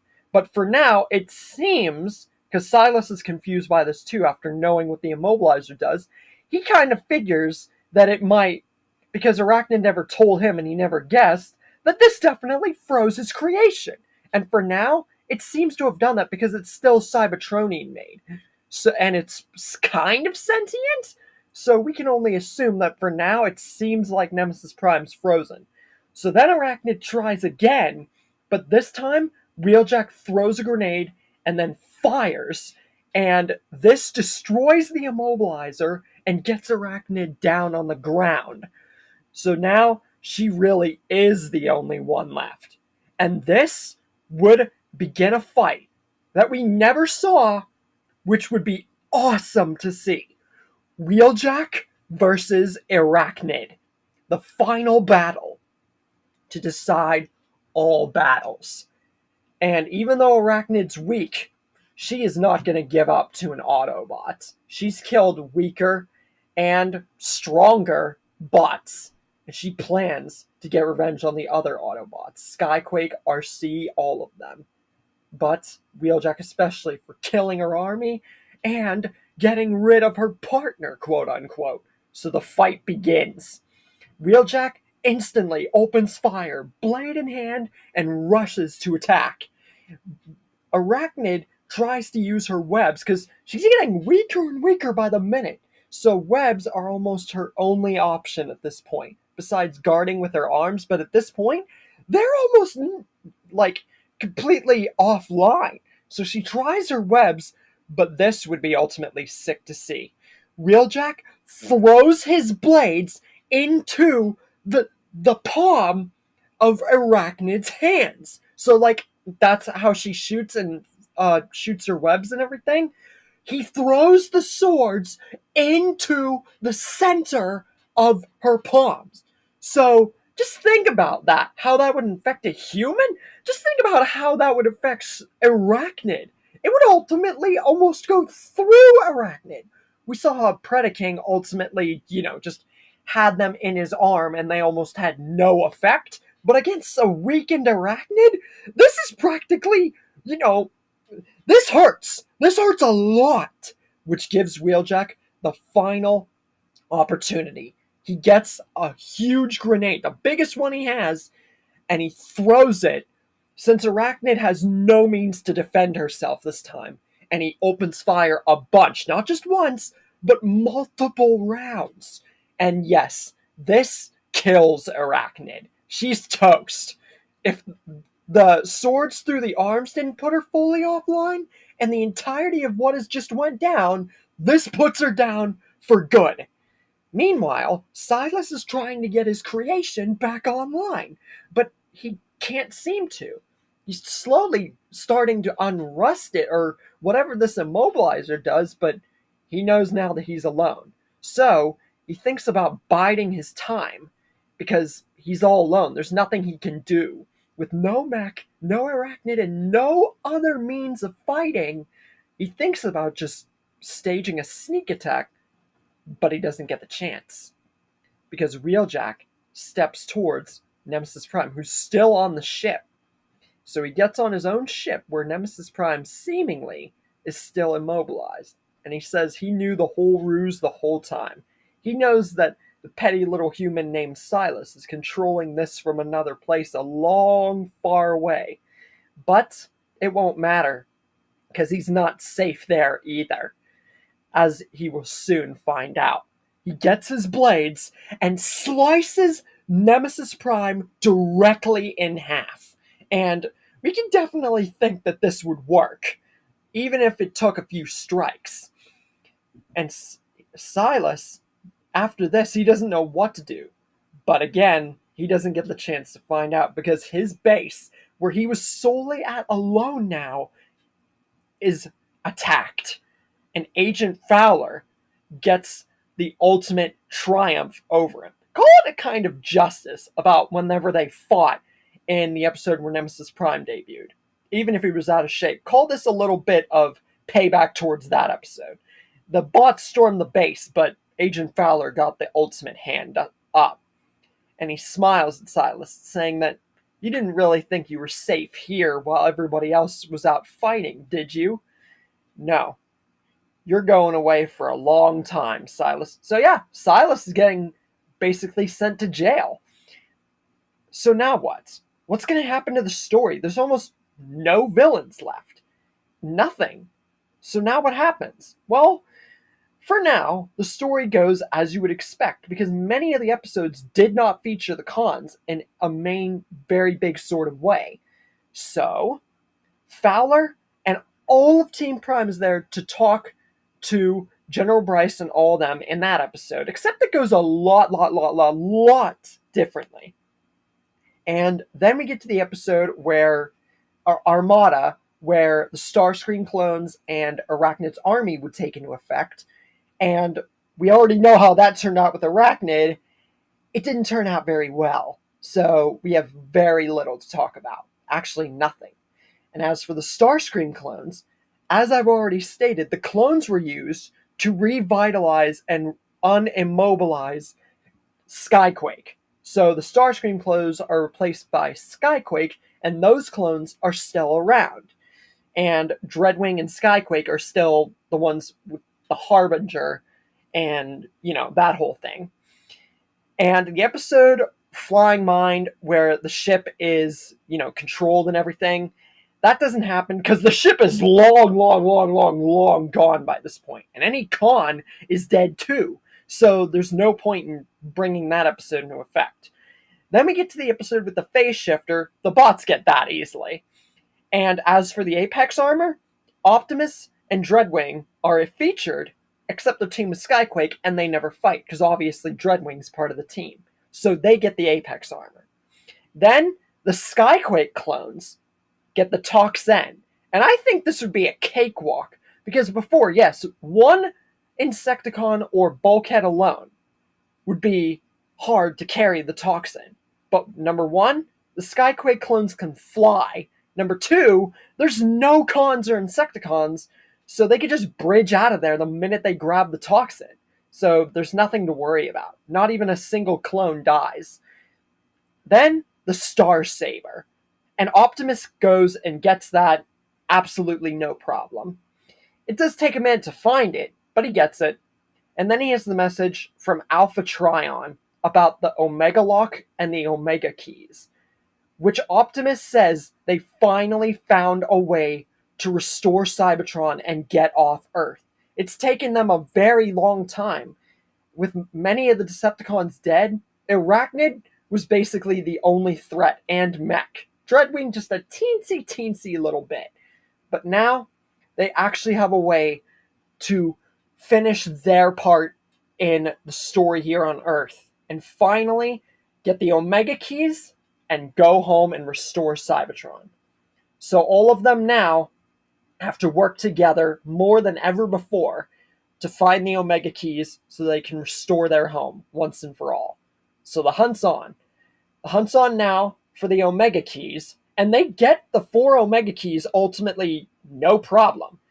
But there is a problem. Where's the other key?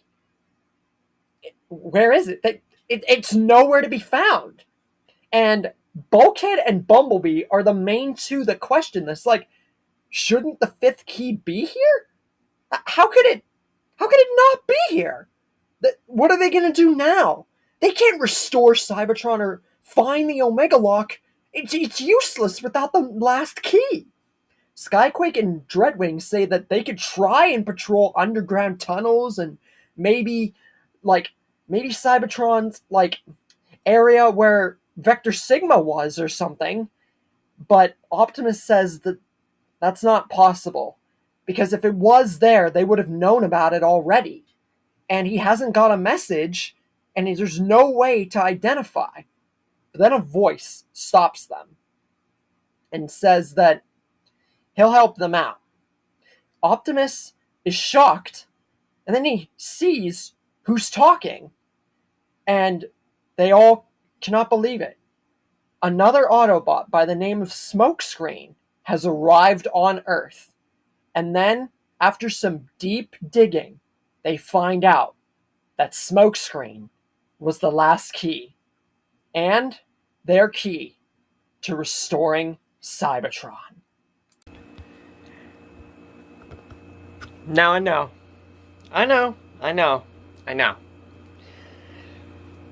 You guys are gonna probably be asking yourselves, what the frick just happened? He just stopped it right whenever Smokescreen came in. You didn't get to bring back Shockwave and the Predacons, or even think about Unicron's energy form, or anything like that. What would be the point in even making the story then? Well, I'm going to explain. And I'm also going to go through several things about the rundown of the series. This is a new part that I'm going to be adding into these videos, about explaining more in explicit detail as to why I leave certain stuff out, so you guys get a better grasp on what the summary for the story is, and why I cut it short in some areas. So first off, why didn't I touch upon Shockwave and the Predacons or Unicron? There's a reason for that. Because Smokescreen being the final key would pretty much mean that they would get the Omega Lock open without a hitch. So Cybertron would be restored. There's no other fight to be had. No fight over the lock, no cyberforming of Earth, nothing. It's even easier than the Cliff story. And as for Shockwave and the Predacons, you have 5 Skyquake clones, Dreadwing, all of Team Prime. Shockwave wouldn't even get the chance to have Predaking unleashed yet. And even if he did, he would not even be anywhere near the threat to combat Team Prime. Even more so than my Cliffjumper story. So, that's not anything useful. Why didn't I bring back Unicron for his energy form, aroused from slumber, awakening of Primus? There's a reason for that. TF did something way different. Because Starscream in that story of his, check out his Nemesis Prime story, you'll understand. TF Freak Studios and Stories if you want the actual description.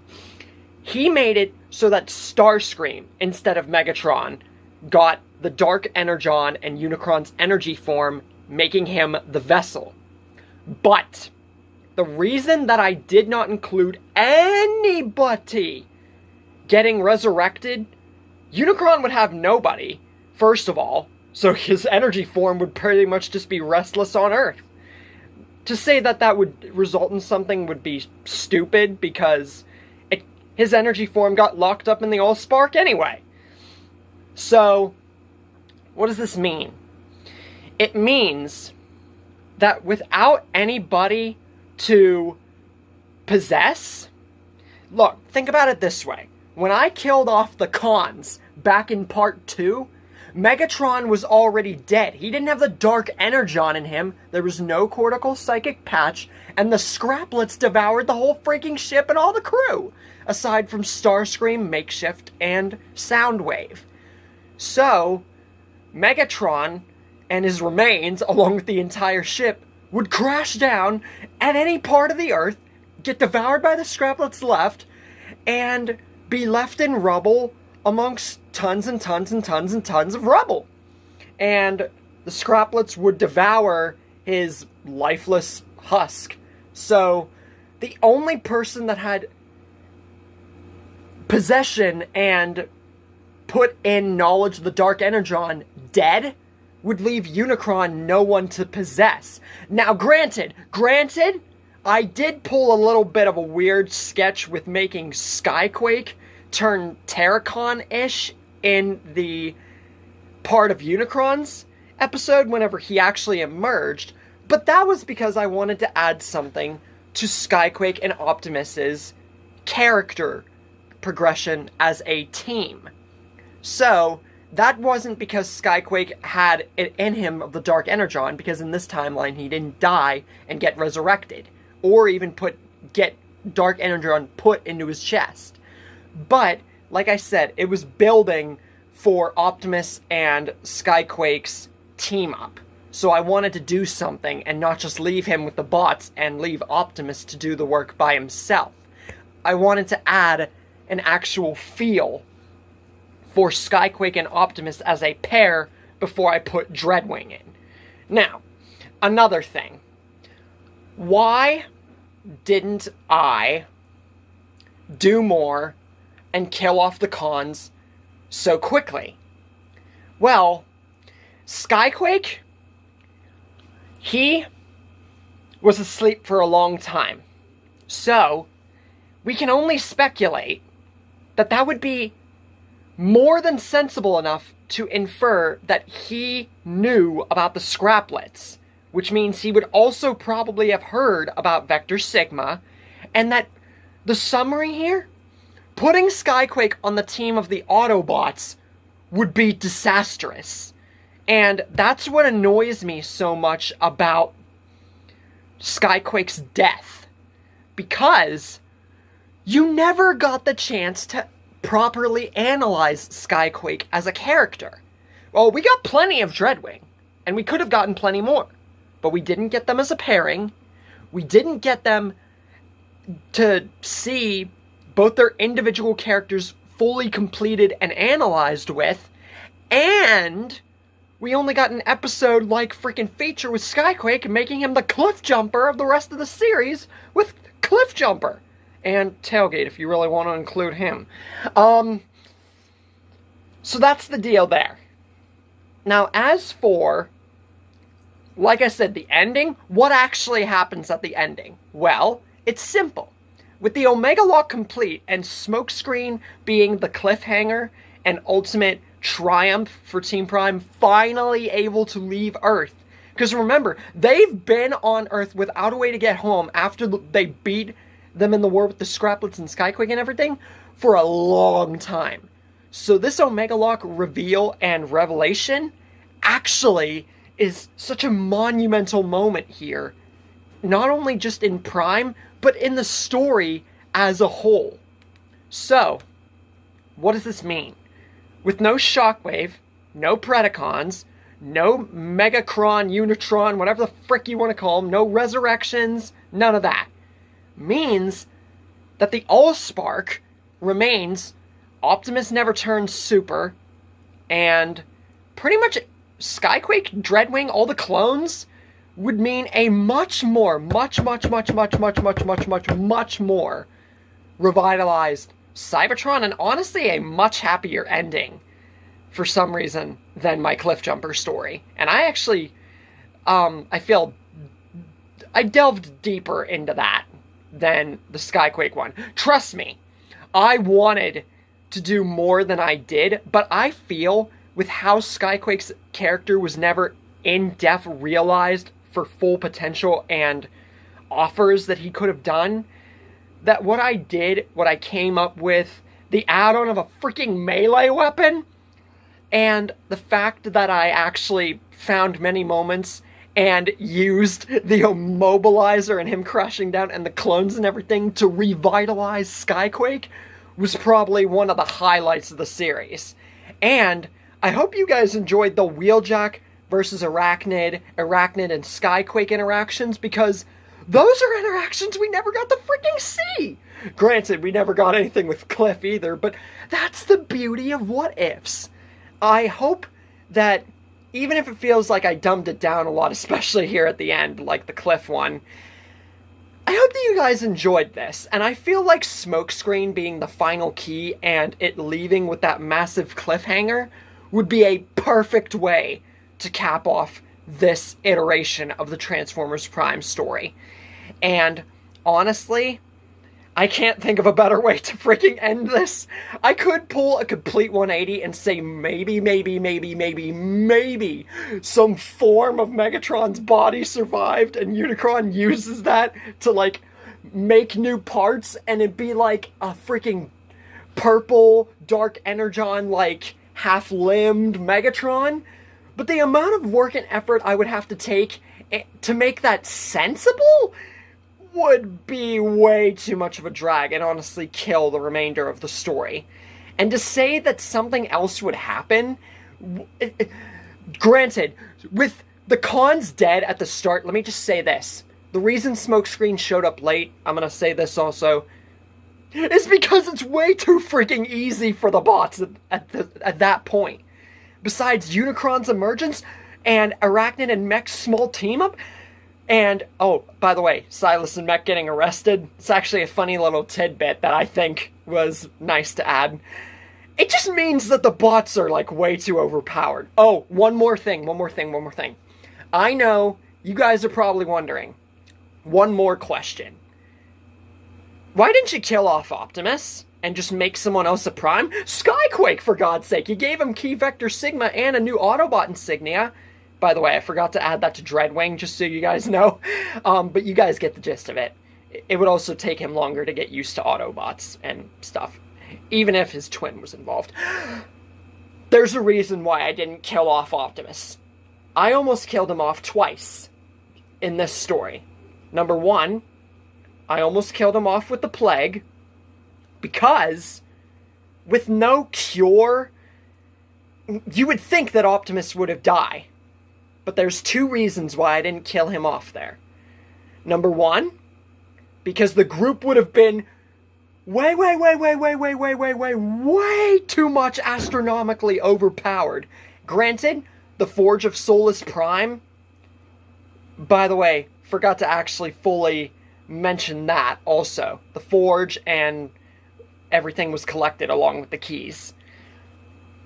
With no Forge, a new Prime would have been selected, but that doesn't mean that whoever I would have picked, it would have still made the group way too overpowered.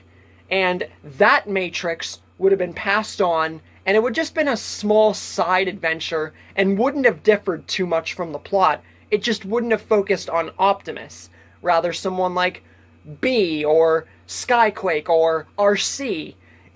Since the main focus was Skyquake, Prime was the main factor to keep alive, and the fact that Skyquake very well, like with Vector Sigma and the Scraplets, he could have known a small teensy little bit about the cure, which would have given the Autobots enough leeway to make the cure fully work. Now that was a little bit of an add-on, but would you rather an add-on or me literally make the group so overpowered that the end of the story right now would have made even less sense? And for those of you who think it doesn't make sense or think that I kind of rushed it, it would have been even worse if I did that. But that's just for those of you who think that.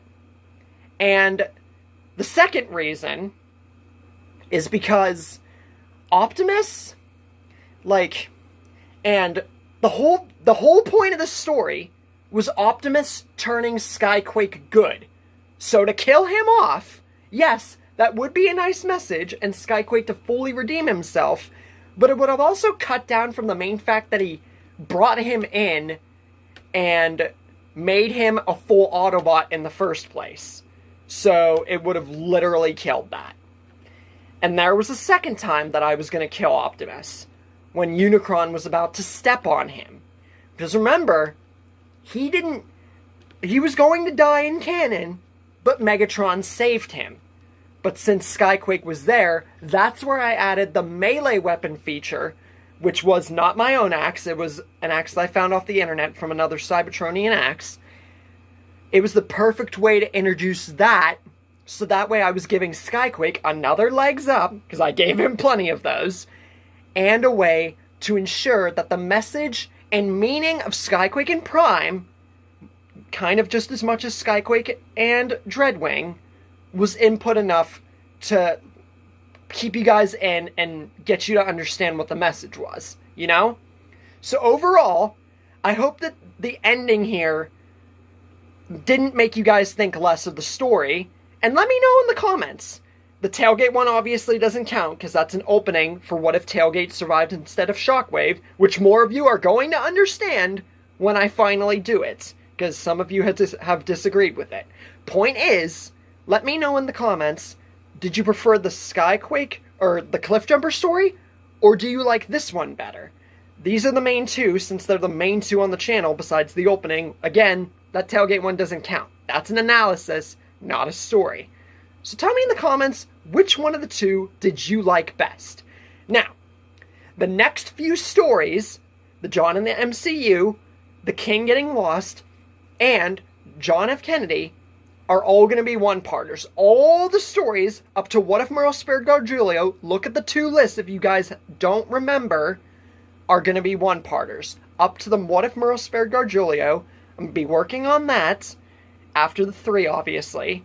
And then the What If Frieza Turned Good is already done. And then, I'm spoiling this right now, the next third part to the McQueen Walking Dead verse, after the Frieza Turned Good is all good and done, that's going to be the cap off for me being 5-6 stories ahead, finally, after all this time, and the third part to the McQueen Walking Dead verse.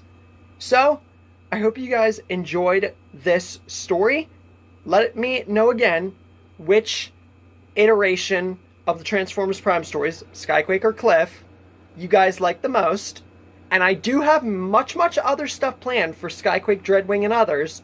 So if you guys have any suggestions for Prime or the live action or anything Transformers, let me know in the comments. Let me know your thoughts and your expectations and requests for stuff that I'm planning here and beginning to work on here.